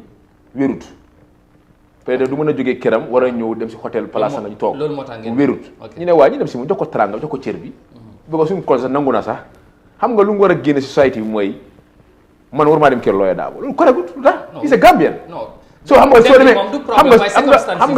nga Gambien si loolu leen war a génne man dama gëm ne ñu ñëpp benn leen man am naa rek dem toog dem kër lawyer am naa rek dem kër am na rek dem si bureau NPP. non so kon yooyu wala ko ñu understand mooy waaw comme paa bi rek dem bi ñaaw waaw xam nga comme du yow comme yow ñaawal loo ko bon am na ñoo xam ne am na ñu si kool sax waru faa dem absolument am nañu ko ñëwal ba bàyyi leen sax ñoom te élection ñu war non xëy na nit ñi nu ñoo gis si période buñ nekk situation boobu est-ce que dem bi waroon na ak li indi dem bi parce que jullit si ñoom seen non leena tam mu ngi si lu MC lu ma wax tam war nañ koy nangu leena mu ngi si den yaaxa trop dari Dabo ak UDP lu gën a ñaaw loolu ñu war ñoo dem fii man sax Mama Kandeh bàyyi naa ko yow koo xam ne ni ñëpp a ngi koo li fi problème rek leen bëgga te loolu absolument soo loolu dañ leen ko den yaaxa seen der si loolu waaw Amadou ñun ñëpp réew mi ñoo ko moom absolument soo tey ñun ñoo war a demalante suñu soppata si ak ñeneen war a gëm ne kii ak kii yëpp lu mu ut réew mi la muy ut. xam nga problème so man lu ma wax mooy nu suñu dem bi non suñu dem bi mooy non suñu dem bi mooy nun GDC as a party te nañ ko ala woon ne opposition party yi nu am Mama Kandeh taxaw na si ay rally mu ne man kenn ko suma noonu waaye Mama Kandeh musu da dem si Kandeh balaa xam nga déedéet on laisse xam nga dem mooy yooyu tamit bu fekkee acte am na li ko indi sabab bi moo tax nit ñi dañoo wax su fekkoon ne Mama Kandeh def doon dem si Kandeh ñu waxtaane réew mi defal na nga déedéet xam nga bu demoon léegi sorry léegi itam li si nekk mooy ne amul foog ñu understand politique is loolu is part of interest. politique waxtaan la mun waaw waxtaan déglu rek moo politique. amut ñu munta boole. so amut ñu munta xaajale tam. soo askan man lu ma miin man mii seen jóg suma problème bi askan bi ñoo nekk di suuxat loo xam ne ni baaxut. waaye njiit yi tamit am nañ ci responsabilité. parce que ñii di leen bokk ñu bokk gis-gis rek mu neen ànd. so that moment ñii ñoo bokk gis-gis. biñ demee ba faal mu nga xam ne ba utee na gis-gis dafa bàyyi. waaw gis-gis mooy lan. ñu di results askan bi ñoo war a bàyyi loolu te xam ne bàyyi élection si UDP dañ ñoo dimbale GDC so kon ñun tey daante boo yàqu bu rëy ngeen si jëlee gos ñu bari dana wane waaw xam nga concept bu ñëw concept bu gars yi gëm ak lu xew du benn so moo tax ma ne dañ war a gëm loolu dañ war a nga man moo tax ma ne man dama gëm ne boobu doo doon coalition waaw du coalition dimbale la ñàkku la leen lu bëri daf leen naxar waaw ok lu maa wax mooy dem kër looyee Dabo jamono boobu paa bi wérut kilifa la mu di feebar ñu ne waaw dañ dem foofu jox ko cër bi peut être jamono boobu ñoo bokk gis-gis peut être right now moom moo toppasi ak contrôle ay si announce mooy next stop di naka di Baro so kon moom right now moom ñu dem jox ko cër bi même su dul loolu sax si age beeg yëpp tam politique bi sax si politique bi moo leen culture waaw suñ culture lu xam so kon mbir wut kan ne nit gars yi dem fa ak Essa Fall dem say di joint communiqué yàggul fa sax Essa Fall génn na ci moom loolu la ko gisee waaw xam nga Essa Fall génnam sax amul impact because tey lu gën a am solo mooy ñaari biggest opposition party ñoo is it about biggest or is it about reality no substance waaye moom xam na loolu moom he's a lawyer waaye bu mu ritegee non waaye defal na nga bu mu ritegee waaw Essa la am na di entire country agent non loolu leeroon ma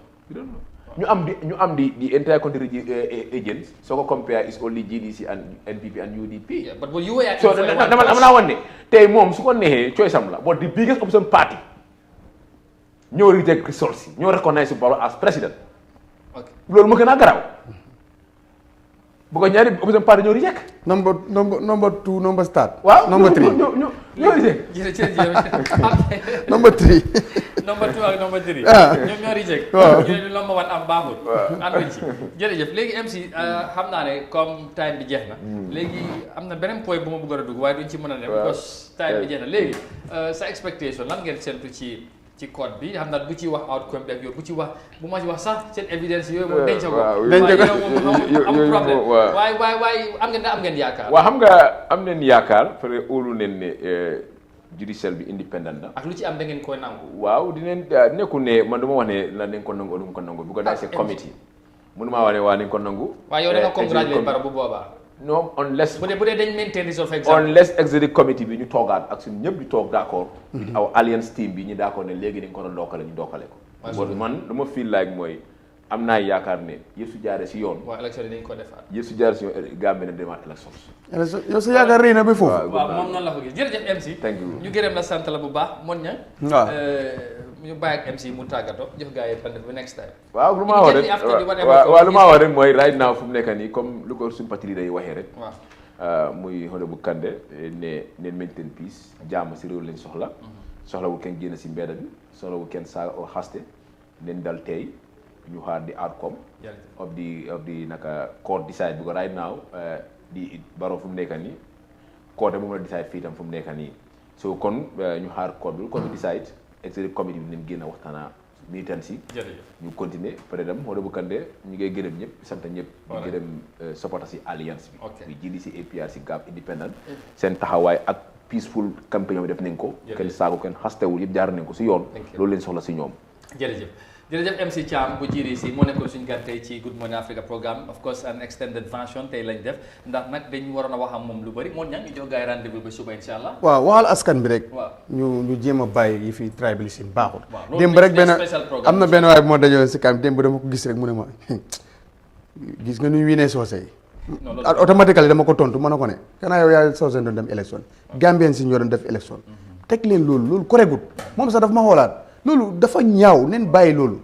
daf den doon xaccoo am na ku wiin yow ku wiin si boppam si kër googu la yaroo si kër googu la génnee ñëw nekk président taxawaat nekkaat président naka nga mën a ñaawalee kër googu please ñi bàyyi loolu te xam ne Gambie bi yëpp benn la élection dafa am kuñ wiin ak ku wiin ñii nag lu ñu def opposition bi am nañ si right soo ñu xaar fu wane ñu nangul leen ko ñi xaar nag lan la si yoon di mujjee su boobaa ñu yes waaw ñu àtte loolu waaw